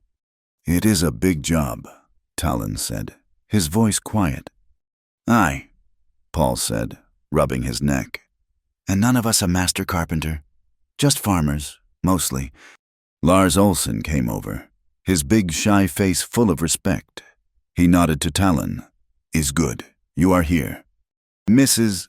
Patterson, from the mercantile, who had once looked at Clara with such pity, now bustled over with a cup of lemonade. She offered it to Talon. You must be thirsty, after all you did." He took it with his unbandaged left hand, his eyes surprising her with their directness. "Thank you." The work began, and it was a mess. The men, with more goodwill than skill, were arguing over the support beams. They had the new-cut lumber, green and heavy, but no one seemed to agree on how to join the trusses to support the roof. "No, Paul, that will not hold its own weight, let alone a snow." "It is how my pappy built his arm." Paul, frustrated and sweaty, finally threw his hammer down.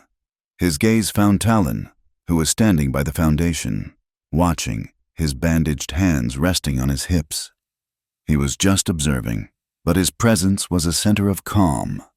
"You!" Paul called out, his voice silencing the group. "You know wood. I saw you, at the widow's place, the fence, the roof." Every man turned. Talon walked over. He looked at the heavy beams, at the plans they had scratched in the dirt. He was silent for a long moment. "You are bracing it wrong," he said, his voice quiet, but carrying in the silence. The men bristled. "And what does an Indian know about a white man's barn?" one of Blackwood's followers muttered. Paul Garrett rounded on him. "He knows how to walk into a fire. That is more than you did. Let him speak." Talon ignored the man. He pointed at the joinery with a bandaged hand. "You are fighting the wood. The weight must be shared. Like this." He knelt, and with a piece of charcoal, he began to draw on a fresh-cut plank. He drew a diagram of a truss, a series of angles and supports that was simple, elegant, and strong. Here, and here, this is where the load rests. The men gathered around, looking at the drawing. It made perfect sense. "Well, I will be," Lars Olson said, impressed.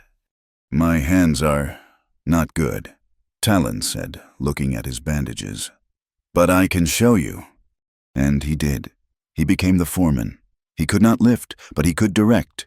He stood on the foundation, his voice never rising, but his authority absolute. "You and you," he said to two of the strongest farmers. "Lift that beam. No, together. Wait for the count. Good." He showed them how to notch the wood, how to join the trusses on the ground first, making them identical and strong. He showed them how to use their weight, a system of ropes and pulleys, to raise the heavy, assembled trusses into place. He was an architect, an engineer, and a leader, all in one. The men who had been a bickering crowd became a team. They listened to him. They followed his clear, simple directions. Tom Bradley, who had come with his father, worked like a man possessed, his eyes constantly on Talon, his face bright with the hero worship of a young man who had found a true mentor. Clara worked at the tables, her heart so full she thought it might burst. She watched him. He was not a savage. He was not a hero. He was a man, competent, quiet, and strong. He was the man Jacob had tried to be, the man he had only been in words. She saw Martha Garrett watching him too, her eyes full of a gratitude so profound it was like a prayer. Late in the afternoon, a new set of riders appeared. They did not join the work. Dale Morrison, flanked by Cal and Ike Harmon, sat on their horses on the low ridge overlooking the farm. They were a black, ugly silhouette against the bright sky. Morrison watched the scene, his face a mask. He was watching a barn being raised, but he was also watching his power crumble. He was watching the savage he had tried to buy for a mine, the man he had tried to have humiliated and broken, command the respect of the very town he, Morrison, had ruled through fear and debt. He saw Paul Garrett laugh and clap Talon on the shoulder. He saw Mrs. Patterson bring him another cup of water. He saw a community healing itself, not around him, but around this outsider. His control was slipping. The narrative was changing, and he could not stand it. He said nothing, but Clara, who glanced up and saw him, felt a chill go through her that had nothing to do with the wind. By dusk, the frame was up. The skeleton of the new barn stood tall against the purple sky, a miracle of timber and sweat. The men were exhausted, covered in sawdust and grime, but they were triumphant. Paul Garrett, his face beaming, climbed onto a wagon bed. He held up a jug of cider. "Friends, neighbors, a moment." The hammering stopped. The men gathered, wiping their brows. The women came over from the tables. Paul poured a cup and held it out, waiting until Talon, at Tom Bradley's urging, came and took it in his good hand. Paul raised his own cup.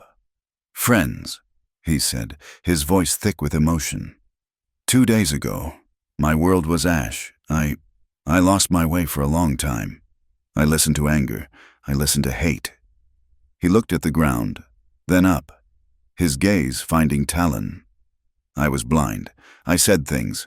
I thought things about a man who knew nothing about me or my family." He paused, swallowing. "But that man, he did not listen to the hate. He did not care what I thought. He only saw a child, my child, and he walked through fire to save her." The crowd was dead silent. Even the children were still. "We have built a barn today," Paul continued, his voice ringing with passion. "But we have done more. I have been given a second chance. I said I owed this man my daughter's life. I do, but I also owe him my own." He turned fully to Talon, raising his cup high.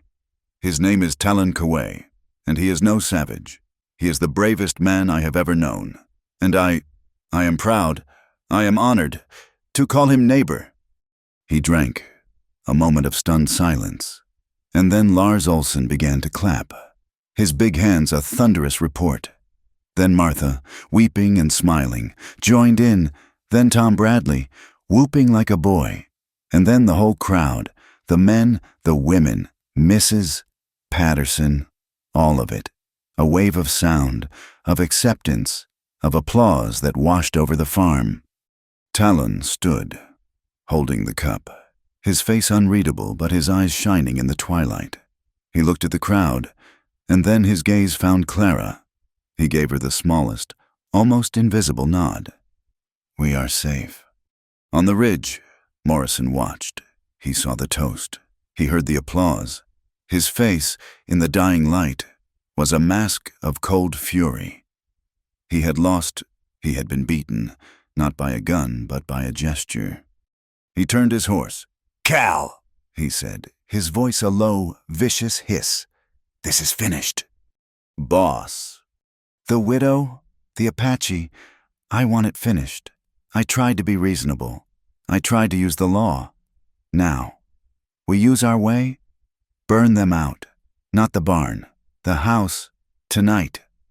But boss. The whole town is, Tonight, Morrison snarled. I want them gone.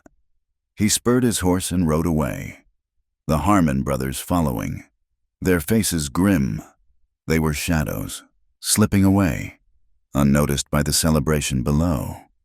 The ride home for Clara and Talon was quiet. The sun was down, and a huge, pale moon was rising, silvering the prairie. They were both tired, a good, clean exhaustion that went to the bone. The sounds of the party, the laughter and music, faded behind them. They rode beside each other. The silence was no longer empty. It was full. It was full of shared work, shared danger, and the shared triumph of the day. They reached the small creek that marked the edge of her property, and Clara reined in the mare under the shadow of a massive, ancient cottonwood. Its leaves rustled in the night air. I have not felt like this in a long time, she said, her voice soft, not looking at him. Since before Jacob. She paused. I think I felt hope. Talon dismounted from the colt and stood by her stirrup, looking up at her. The moonlight carved his face, making the old scars shadows and the new burns faint. You are safe, Clara. He said he had used her name. It sounded new and right. She slipped from the saddle, her body aching, her heart too full. The emotion of the day, the toast, the applause, the terrifying sight of Morrison on the hill. It all washed over her. She was safe with him, yes, but the world was still out there. She stood in front of him, the moonlight catching the tears that suddenly welled in her eyes. He was there, Morrison. I saw him. He will not stop. He will never stop. The fear was back, cold and sharp. He will take this place. He will find a way to take you. She looked at him, at his bandaged hands, at the pistol at his hip. He will not let this rest. The words came out, a whisper, a plea, torn from the deepest part of her. Don't leave. He stood very still. Don't leave, she whispered again, her voice breaking. Please, I cannot do this alone. He did not answer with words. He smiled. It was a slow, small smile. Not the grim line she was used to, but a genuine, gentle curve of his mouth that reached his dark, shining eyes. He looked at her, and his gaze was more intimate than any touch. Until dawn, he said, his voice a low, soft rumble, a promise. I am still here. He raised his good left hand. He did not touch her, not yet. He waited. She met him, placing her trembling hand in his. His grip was warm and solid. He did not pull, he just held her. Then, slowly, he stepped closer, and he leaned in. He did not kiss her. He rested his forehead against hers. They stood like that, in the silver light, under the rustling cottonwood. For a long time, her tears dried. His hand was warm. Her hand was small in his. They just breathed. Her, the scent of wood smoke and dust, and him, the scent of soap and bread, and her, the world, the bank, the fire, the hate, all of it faded away. There was only the sound of the creek and the leaves, and the two of them, breathing, a man and a woman, finally at peace, if only for a moment. Later, on the porch, the lantern cast a small, warm circle of light. He was sitting on the stump. She was on the step. He held something out to her in his left hand. This was my grandfather's, he said. He made it. She looked. In his palm lay a small, perfect arrowhead, carved from a milky white stone. It is for you, he said, for the protector of this house. She took it from him. The stone was cool and smooth. She closed her hand around it. A small, hard piece of his past, a promise for their future. The next morning, Tom Bradley rode up, his face bright and nervous. He did not come to see Clara. He walked straight to where Talon was checking the new fence. Sir Talon. Talon turned, his face impassive. I saw what you did at the barn raising. I mean, with the beams. And I saw you with that colt. And I heard what my father said about the tracking.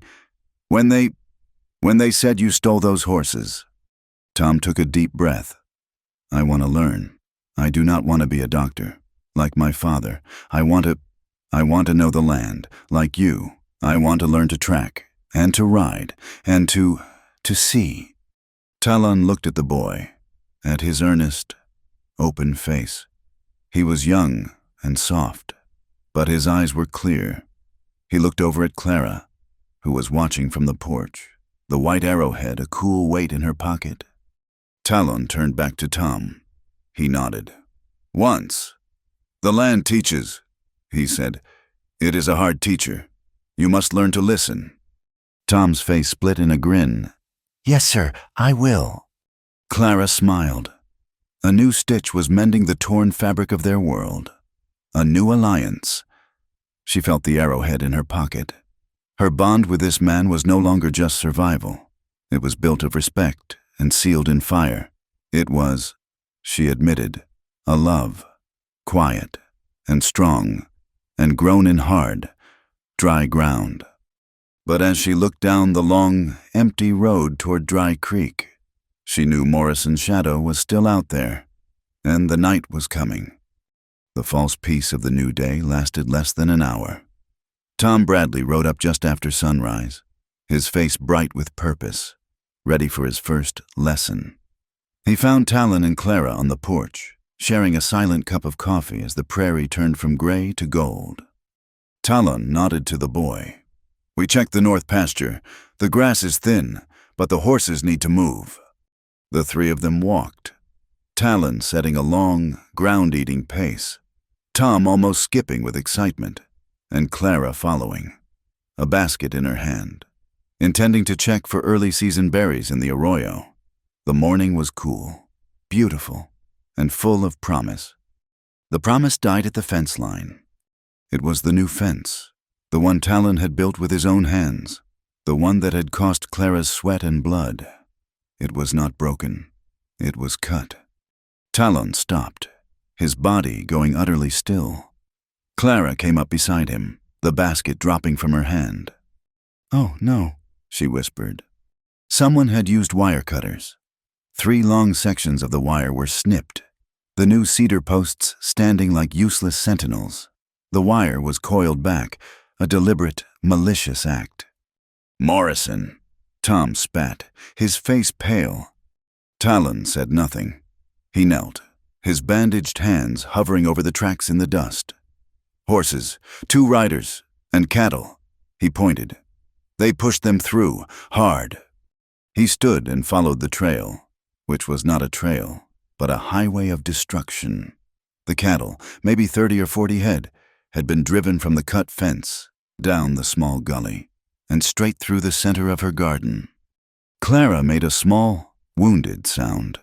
The garden was gone. Greta's seeds, the small, hopeful green shoots, all of it was trampled into a muddy, stinking ruin. The earth churned and fouled. It was not just destruction. It was a personal, cruel violation. It was the murder of her hope. They did this, Tom said, his voice shaking with rage. They did this to be mean. No, Talon said, his voice a low, cold monotone. He was kneeling in the ruined garden, studying the hoof prints. Not just to be mean, he pointed. Shod horses, the same 2 riders. They pushed the cattle in, and they pushed them out. They left them in your south pasture. Clara's mind, numbed by the violation, was slow. I do not understand. They are Morrison's cattle, Talon said. Standing, he looked at her, his eyes dark with a cold, clear understanding. They cut your fence. They drove his cattle onto your land. They destroyed your garden. Now, he will come. He will demand you pay for the cattle. He will demand you pay for their time. He will say your broken fence caused the problem. He has created a new debt, a new reason to take this ranch. The sheer diabolical cleverness of it, the twisting of the law to his own purpose, left Clara breathless. "We can tell McKenna," Tom said. "We can show him." Talon shook his head. "Show him what tracks Morrison will say it was an accident. He will say our word is worth nothing." He looked down, and his foot nudged something in the mud. He bent, and with his good hand, he picked up a small object, a half-smoked cigar, its end wet. "He is not careful," Talon said. He held it up. "This is not his brand. This is the kind the Harmon brothers buy at the saloon." He had his proof, but it was proof that would not hold up in any court. "What do we do?" Clara asked, her voice small. Talon looked at the sun, then at the house. "We fix the fence, we move the cattle, and we wait. They will come back. They will come tonight." "Why?" Tom asked. "To see the damage," Talon said, his voice hard. "Or to do more. They will not believe we can fix this so fast. They will come to laugh, or they will come to set a fire." They worked all day. It was a frantic, furious, silent labor. Talon and Tom, with Clara's help, rounded up Morrison's stray cattle and hazed them back through the cut, pushing them 3 miles north, back onto Morrison's own land. Then they began the slow, heartbreaking work of mending the fence again, their hands raw, splicing the wire back together.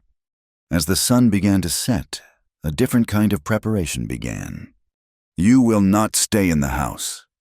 Talon said, "It was not a request. It is a trap. They will expect us there. Tom, you will go home." "No," Tom said, his face stubborn. "I am not leaving. I am part of this. You are teaching me. This is the lesson." Talon studied the boy and saw the man he was becoming. He gave a single, sharp nod. "Then you will do exactly as I say. You will not be a fighter. You will be a messenger. Go to the barn. Find the signal lantern.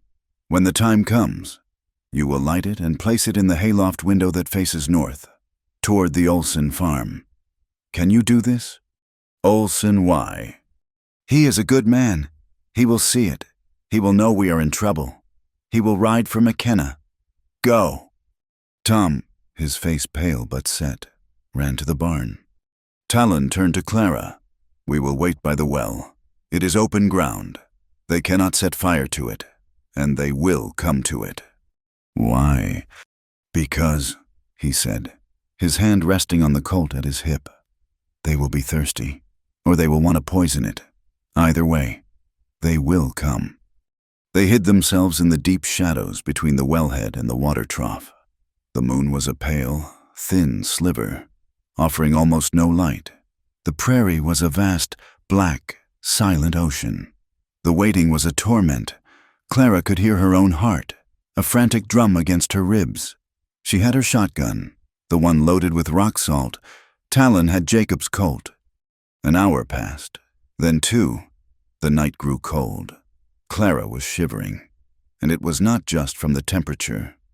Then, a sound, the soft scuff of a boot on gravel. Talon's hand touched her arm. A silent command. Still. They came from the darkness, 2 shadows, moving low and fast. They were not going to the house. They were coming straight for the well. The Harmon brothers. They moved with practiced quiet, but not quiet enough. Talon had heard them when they were still 50 yards out. They reached the well. Clara could hear them breathing. "Pour it in," Ike Harmon whispered, his voice a low growl. "Let's ruin her water, and let's go." "He said to wait," Cal hissed back. "He wants to see their faces when they find the garden. He will be here soon." "I do not like it. That Indian, he is not normal." "He is just an Indian. Now, pour it." Ike uncorked a glass bottle. Clara smelled the faint, sharp scent of lye. Talon moved. He did not shout. He did not give a warning. He simply rose from the shadows like a ghost, leveling the colt. "Drop it!" Ike yelped, spinning, dropping the bottle, which smashed on the stones. Cal went for his gun. A single, deafening crack split the night as Talon fired. Cal screamed, a high, thin sound, and clutched his arm. "Clara, down!" Talon roared, shoving her behind the stone wellhead. Ike, recovering, fired back, his shot wild, the bullets singing over their heads. "Tom, now!" Talon yelled. Another shot came from Ike, this one splintering the wood of the water trough, just where Clara had been hiding. Talon returned fire, the muzzle flashes blinding in the dark, and Ike scrambled back, disappearing into the shadows near the barn. The night was suddenly full of shouting. "Get him! He is by the barn!" "He hit me, Cal. He hit me." Then a new light, a lantern, high up in the barn's hayloft. Tom had done his job. And then a new voice, booming and furious, from the road. "What in God's name is this? Drop your weapons!" Two riders galloped into the yard, holding torches high. It was Lars Olsen, his face a grim mask, and Sheriff McKenna, his shotgun in his hand. The torchlight illuminated a frozen, terrible scene. Clara, pale and shaking, peering from behind the well. Talon standing over her, the smoking Colt in his hand, his eyes scanning the darkness. And Cal Harmon, kneeling in the dust, holding his arm, his shirt black with blood. "He shot me!" Cal screamed. "The savage! He shot me! Arrest him! Sheriff!" "He was poisoning the well," Talon said, his voice cold and steady. He kicked the broken glass. Ike Harmon stepped out of the barn shadows, his hands raised. "It is a lie. We was just checking on the widow. We heard she had trouble." "Trouble you made," Talon said. He stepped forward, into the light. "You cut her fence. You drove the cattle. You were paid." "You are a liar," Cal spat. "He paid you." Talon continued, his voice relentless, speaking to Cal. "He paid you in gold to frame me for the horses. He paid you to set the torch posse. He paid you tonight to destroy her garden and poison her well. And he paid you with this." From his pocket, Talon tossed the half-smoked cigar. It landed at McKenna's feet. "Shut your mouth, you fool!" The voice came from the dark. By the front gate, a new figure stepped into the light. Dale Morrison, his face a mask of pure reptilian rage. He had a shotgun in his hands. He had been watching. "This is my town, McKenna," Morrison snarled. "And this thing has been a boil on it for too long. He has shot my man. He has corrupted this woman. I am ending this." He raised the shotgun. He was aiming it, not at Talon, but at Clara. "It all ends with you, widow." "No!" Talon yelled, moving to shield her. But before Morrison could fire, a new sound. Click, click. Clara was standing. She had dropped her own shotgun. In her hands, she held Jacob's Colt. Talon had given it to her when they took cover, pressing it into her hand. "Just in case," he had said. Her hand was rock steady. The barrel was aimed, not at Morrison's chest, but at his face. "Drop it, Mr. Morrison," she said, her voice not a whisper, but a clear, cold bell. Morrison froze. He looked from her to Talon. He saw the murder in her eyes. He saw the end of his world. "This is not our way," a new voice cried. It was Reverend Blackwood, hurrying up, his nightshirt tucked into his trousers. "An abomination, the savage has them all bewitched. Look murder in a woman's eyes, arrest them. Sheriff, arrest this Jezebel, this unholy union."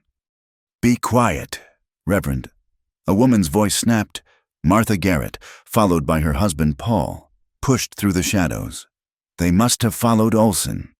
"That woman," Martha said, "is a decent soul. And that man," she pointed at Talon, "is a hero. The only unholy thing here is the greed in your heart. Dale Morrison." "She is right," Paul Garrett said, his voice booming. "We all know what you are. Morrison. We were just too scared to say it. No more." The town, his town, was turning on him. Morrison's eyes were frantic. He saw the cold, steady barrel of Clara's gun. He saw McKenna, his face hard, his own shotgun now leveled. He saw the Olsons, the Garretts, and now Tom Bradley, all standing with Clara. He had lost. Clara held his gaze. She had the power of life and death in her hand. She could pull the trigger. She could end it. It was the revenge she deserved. "No," she said, her voice clear.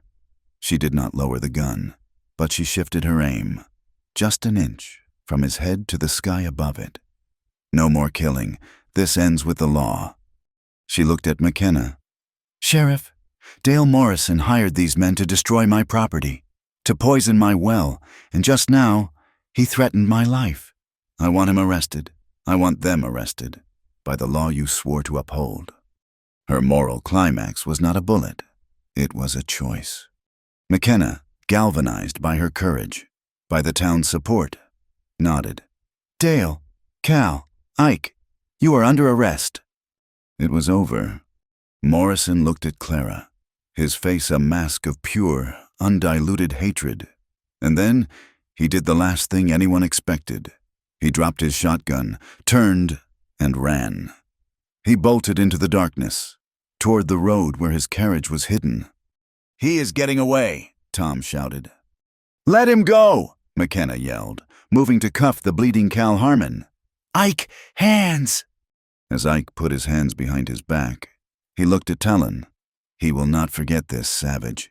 He never forgets. Morrison's carriage wheels thundered on the road, fading into the night. He was gone. But in his haste, as he leaped into the carriage, something heavy had fallen.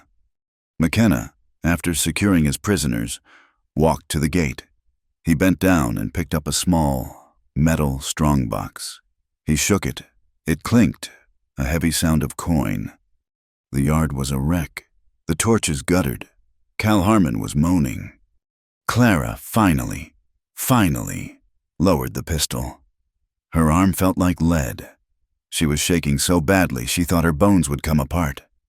Talon walked over to her. He did not touch her. He did not say, "Thank you." He did not say, "I told you so." He just stood in front of her, in the smoking, chaotic, torch-lit yard. He looked at her, at the gun in her hand, at the strength in her spine, at the terrible, beautiful choice she had just made. He looked at her, and his eyes, clear through the smoke, said it all. "My protector, my partner, my family." The sun came up on a yard that looked like a battlefield. The light, pale and unforgiving, exposed the broken lye bottle, the dark, drying blood stain from Cal Harmon's arm, the deep ruts from the carriage wheels, and the trampled mud of the garden. Sheriff McKenna had not left. He had tied Cal and Ike Harmon, bound and gagged, to the porch rail of Clara's house, a grim decoration in the dawn. Lars Olson and Paul Garrett, their faces streaked with soot and exhaustion, stood guard with their own rifles, a silent, citizen-led watch. The night of terror had forged a new, unspoken militia. Martha Garrett and Greta Olson had taken Clara inside, forcing her to sit, to drink hot, sweet coffee. But she could not sit. She stood at her kitchen window, watching as Talon, his own face a mask of dried sweat and smoke, moved to the corral to calm the frantic horses. He was still wearing Jacob's colt.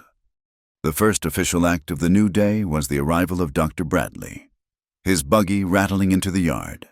He did not come as a friend, but as an officer of the law, to tend to the prisoners before they could be moved.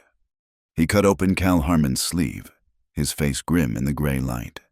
"The ball is clean through. You are a lucky man. Or he is a good shot." He gestured at Talon, who was now walking back from the corral. "I suspect the latter. He hit just what he was aiming for. Not a kill shot, a stop shot." Cal just groaned and cursed, his face pale. After binding Cal's arm and declaring him fit for jail, Dr. Bradley walked over to Talon. "Let me see those hands," he ordered. The bandages Clara had applied were black with grime and powder burns.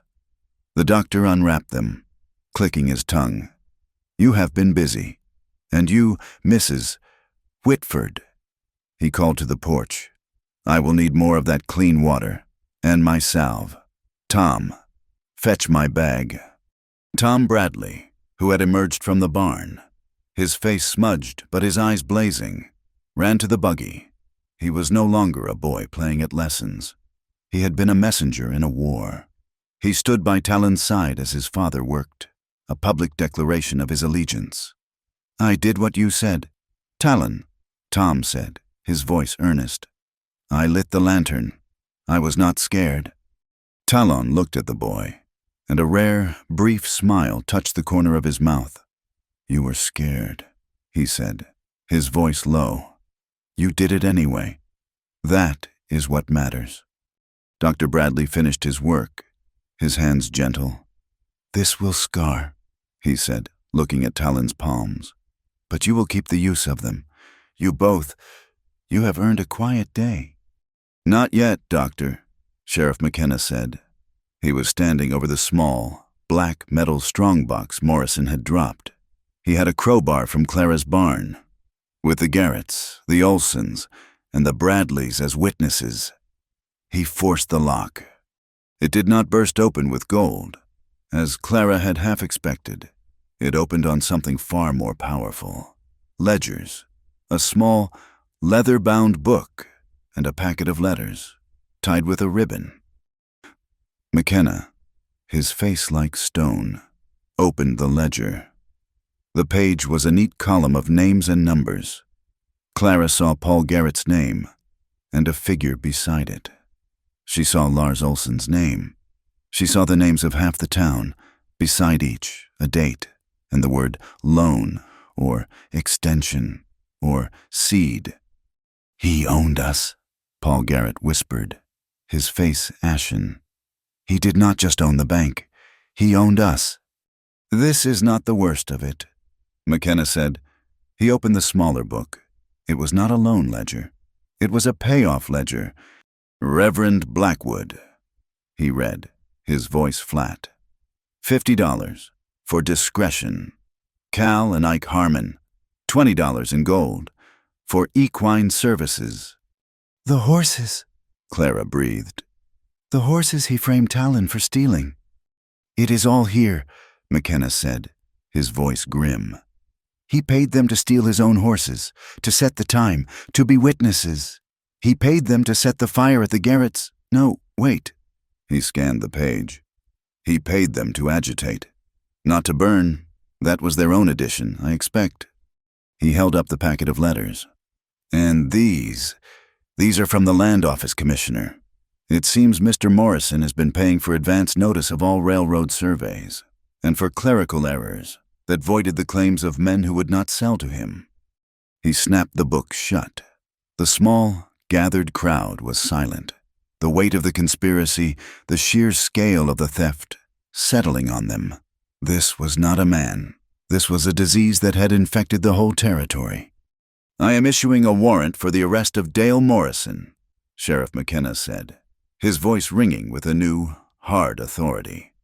For fraud, for conspiracy, for attempted murder, and I am taking these men, he gestured to the Harmons, to jail, to await a federal judge, and I will need testimony. All of you. You will have it, Sheriff, Paul Garrett said, his voice a low rumble. You will have it, in writing, signed. The shift was complete. The crowd that had gathered for a labor auction was gone. In its place was a jury, a community that had taken legal, moral responsibility for itself. That afternoon, after McKenna had marched his prisoners back to town, a strange, new quiet settled on the ranch. It was broken by the sound of wagons. It was the Garretts and the Olsons, and they were not empty-handed. They had wagon beds full of cut sod and young plants from their own gardens. We heard you had some trouble with your garden, Paul Garrett said, a shy smile on his face. You helped build our barn, Martha added, her hands on her hips. It seems only right we help plant your vegetables. They worked, all of them. Clara, Talon, Tom, the Olsons, the Garretts. They did not just repair the garden. They made it bigger. They tore out the fouled, trampled earth. They laid new, rich soil from the creek bed. They planted the new shoots. Talon, his hands bandaged, worked alongside Paul, hauling water, his movements slow but steady. It was a healing. The land, which had been a symbol of her failure, was now a symbol of their shared future. While they worked, Mrs. Patterson rode up in her husband's buggy. She was alone. She looked stiff and terrified, but determined. She walked right up to Clara, who was on her knees in the dirt. Mrs. Whitford, Clara, she said, her voice small. I have brought some things. She gestured to a crate in the buggy. Cans of peaches, bags of sugar, a new side of bacon. That is very kind, Mrs. Patterson, Clara said, standing, wiping her hands on her apron. No, the woman said, and her eyes filled with tears. It is not. It is an apology. I treated you so poorly. I believed. I said I was a fool. She looked over at Talon, who was showing Tom how to brace a tomato plant. He is a good man. He saved Emma. And you are a good woman. A better woman than any of us. I am deeply sorry for my part in this. Clara looked at her, at this small, frightened woman who had been a voice in the chorus of hate, and she felt no anger. We have all been fools, Mrs. Patterson, Clara said, and she did something she had not done in a year. She offered her hand. Thank you for the peaches. The town was healing, but one wound remained. The following Sunday, Clara went to town. Talon rode beside her, on the mare. He did not go to church, but sat on the bench outside the sheriff's office, the new community hub, and whittled with Tom Bradley, the Colt still a quiet promise at his hip. Clara walked into the First Presbyterian Church. It was half empty. The Garretts were not there. The Olsons were not there. The Bradleys were not there. Reverend Blackwood stood at the pulpit, his face pale and sweaty. He was preaching about forgiveness, about misunderstanding, about the trials of the righteous. His voice, once a thunder of damnation, was a weak, reedy whine. No one looked at him. They looked at the floor. They looked at the empty pews. His power was gone. His sermons hollow. His influence a puff of smoke. The moral center of the town had shifted from the pulpit to the porch. Clara did not stay. She turned, walked back up the aisle, and left him to his empty words. The healing, too, took new forms. A few days later, Martha Garrett brought Emma with her to the ranch. The little girl, who had been quiet and withdrawn since the fire, was still terrified of horses. Talon was in the corral, working with the colt, which now followed him like a dog. Emma hid behind her mother's skirts. Talon saw her. He stopped his work. He did not approach her. He just leaned against the fence, near the colt, and began to hum. It was a low, rhythmic, almost monotone sound, a simple three-note melody, over and over. The colt, which had been skittish at the new arrivals, dropped its head, its ears flicking. It chewed, a sign of relaxation. Emma peeked out. What is that? She whispered. A song, Talon said, not looking at her. For the horse, to tell him he is safe. Does it work? Emma asked, taking a small step. It works. Talon said, horses do not lie, but they listen. You must tell them the truth. This song tells the truth. He began to sing, very low, a few words in his own language. It was a song about the wind, and the safe grass, and the quiet night. Emma walked, step by step, until she was at the fence. She was not looking at Talon. She was looking at the horse. Can I learn it? Talon looked at her, and his face was gentle. You are already learning, he said. That evening, the ranch was quiet.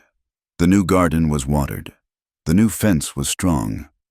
Tom had gone home. Clara and Talon sat on the porch, as was their custom, but a new, comfortable peace settled between them. The threat was gone, the immediate, suffocating threat. Clara went inside.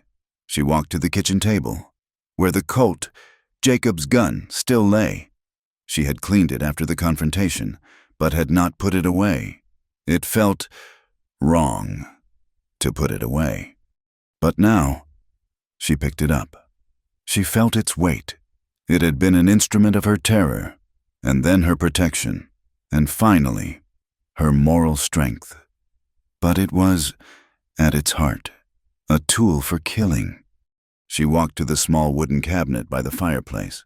She opened the door.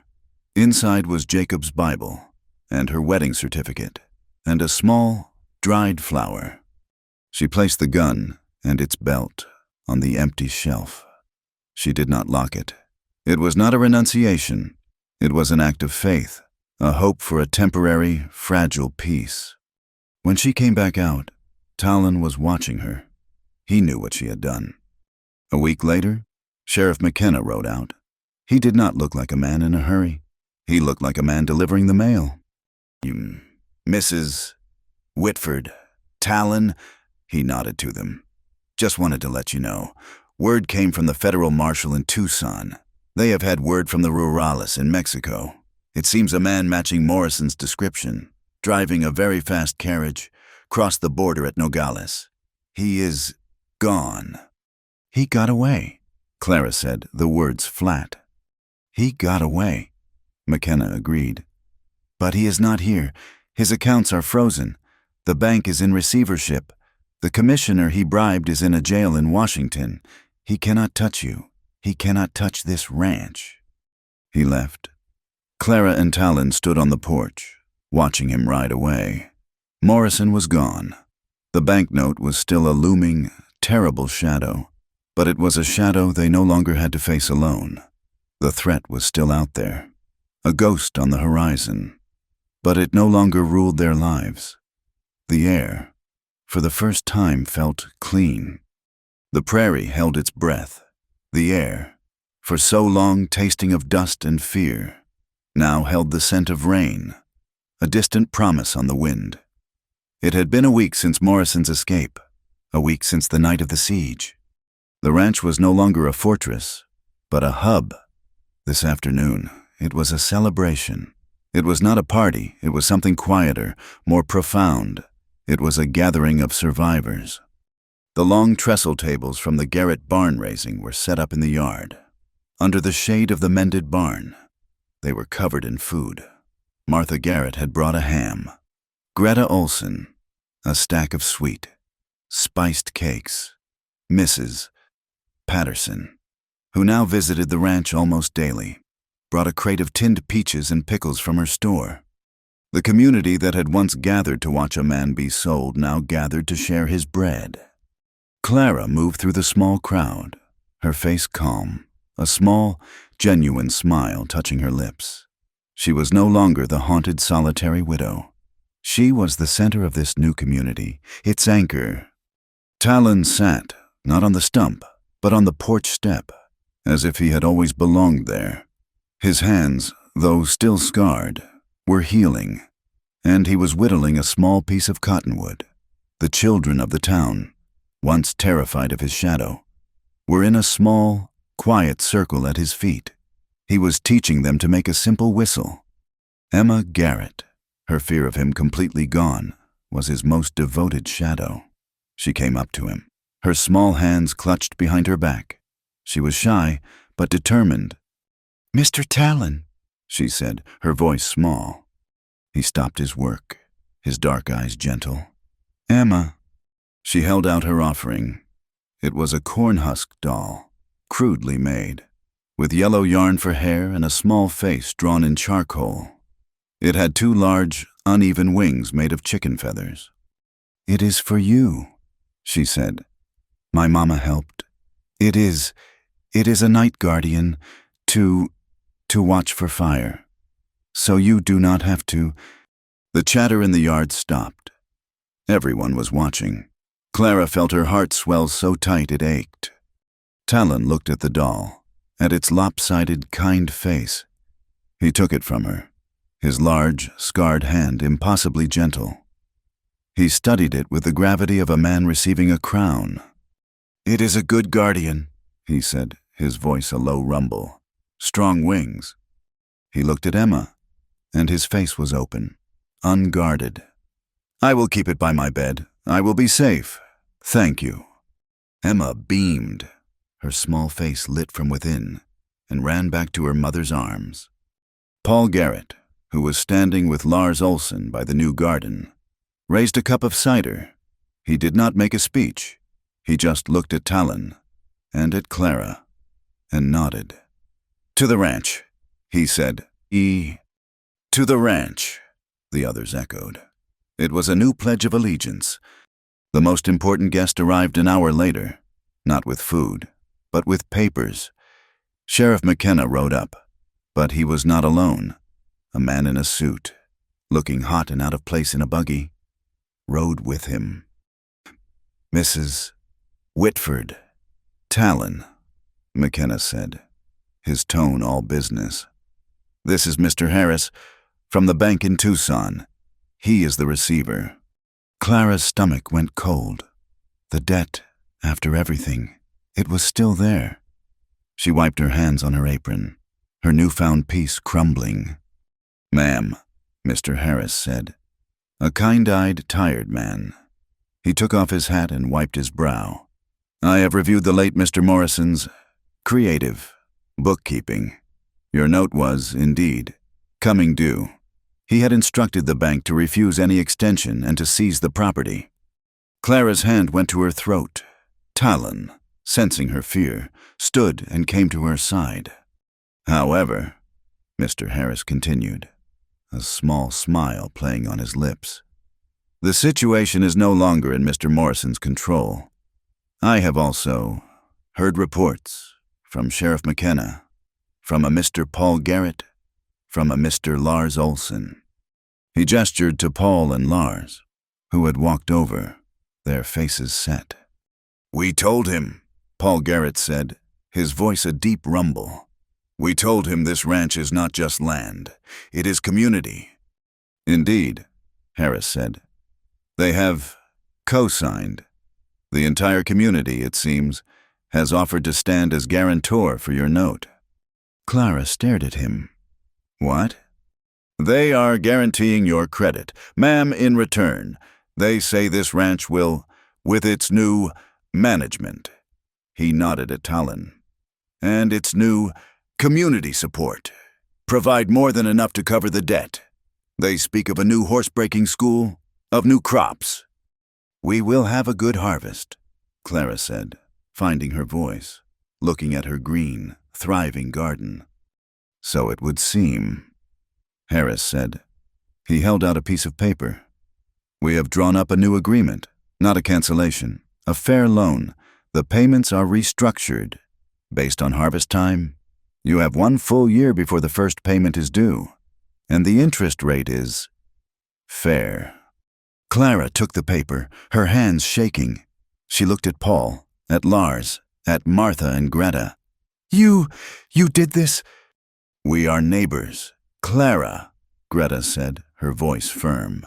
"Is what neighbors do." Clara looked at the paper, and then at Talon. He was watching her, his face calm. He understood what this meant. It was not a pardon. It was a chance, a real, honest chance. She took the pen Harris offered. "Talon," she said. He stepped to her side. Clara Whitford signed her name, and then, beside her, on the line marked for partner, Naochi Talon Kawai made his mark. When the buggy had gone, Sheriff McKenna stayed behind. He had one more piece of business. He turned to Talon. "The county," he said, "is in your debt, and we are in need of men who can see. The maps are bad, the old trails are lost, and we have no one who can read the land." Talon waited. "It is a job," McKenna said, looking him in the eye. "A county scout, to track for the sheriff's office, to map the new territories. It pays $30 a month. It is a legal recognized position with a badge. Clara's breath caught. It was more than a job. It was a citizenship. It was a place in the world, under the protection of the law he had been so long denied. Talon looked at the sheriff. He looked at the ranch. His ranch. He looked at Clara. "I will need to be here," he said, "for the planting and for the horses." "You work your own hours?"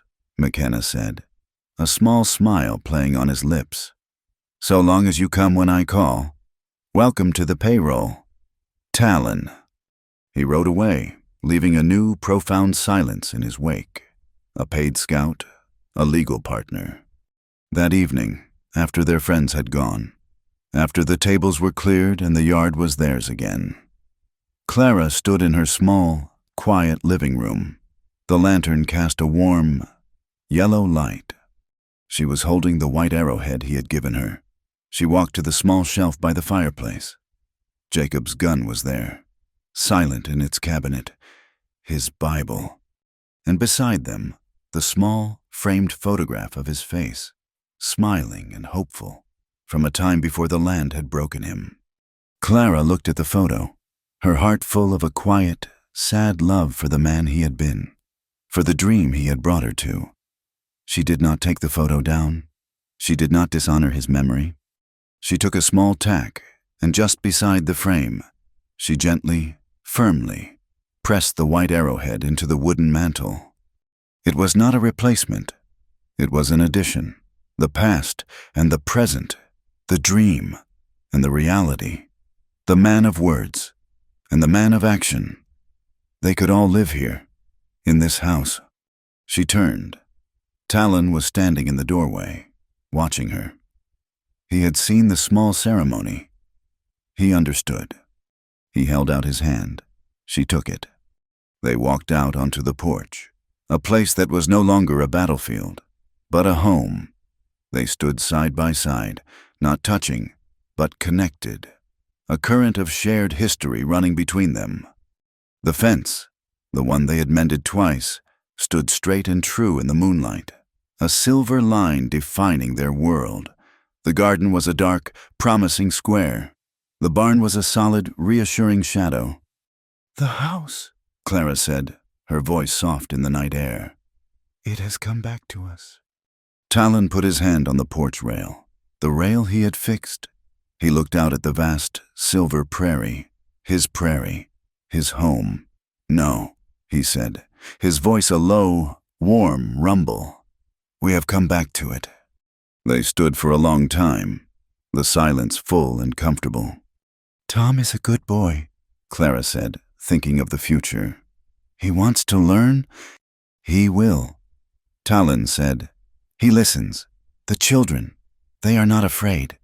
We can teach them how to ride, how to read." Clara looked at him, her heart full. A small school, a place for riding and reading, a place of hope. "Tom can be the first assistant," she said, a smile in her voice. He smiled back, a slow, warm smile that lit his dark eyes. The moon was high, but a pale, clear light was beginning to touch the eastern horizon. Dawn was coming, the long, dark, western night was over. Morrison was still out there, a ghost in Mexico, a whisper of a threat. The bank was still a debt to be paid. The land was still hard, and the wind was still cruel, but it did not matter. Clara looked at the man beside her. He was not a savage or a hero or a victim. He was her partner. They had faced fire and hate and the law, and they had won. Not by the gun, but by the slow, hard, patient work of building. A fence, a garden, a barn, a community. The new sun, when it came, did not rise on Dry Creek. It rose on a town that was, finally, learning to be a home. It was a new day, and the light, as it spread across the golden grass, was full of promise. Thank you so much for listening to this story. I am so curious to know where in the world you are tuning in from. Please, let me know in the comments. Share your thoughts, and let us connect. If you enjoyed this tale, please consider subscribing to the Wild West Tales channel, like this video, and if you really want to support this work, hit that hype button. It helps get this story out to more listeners, just like you.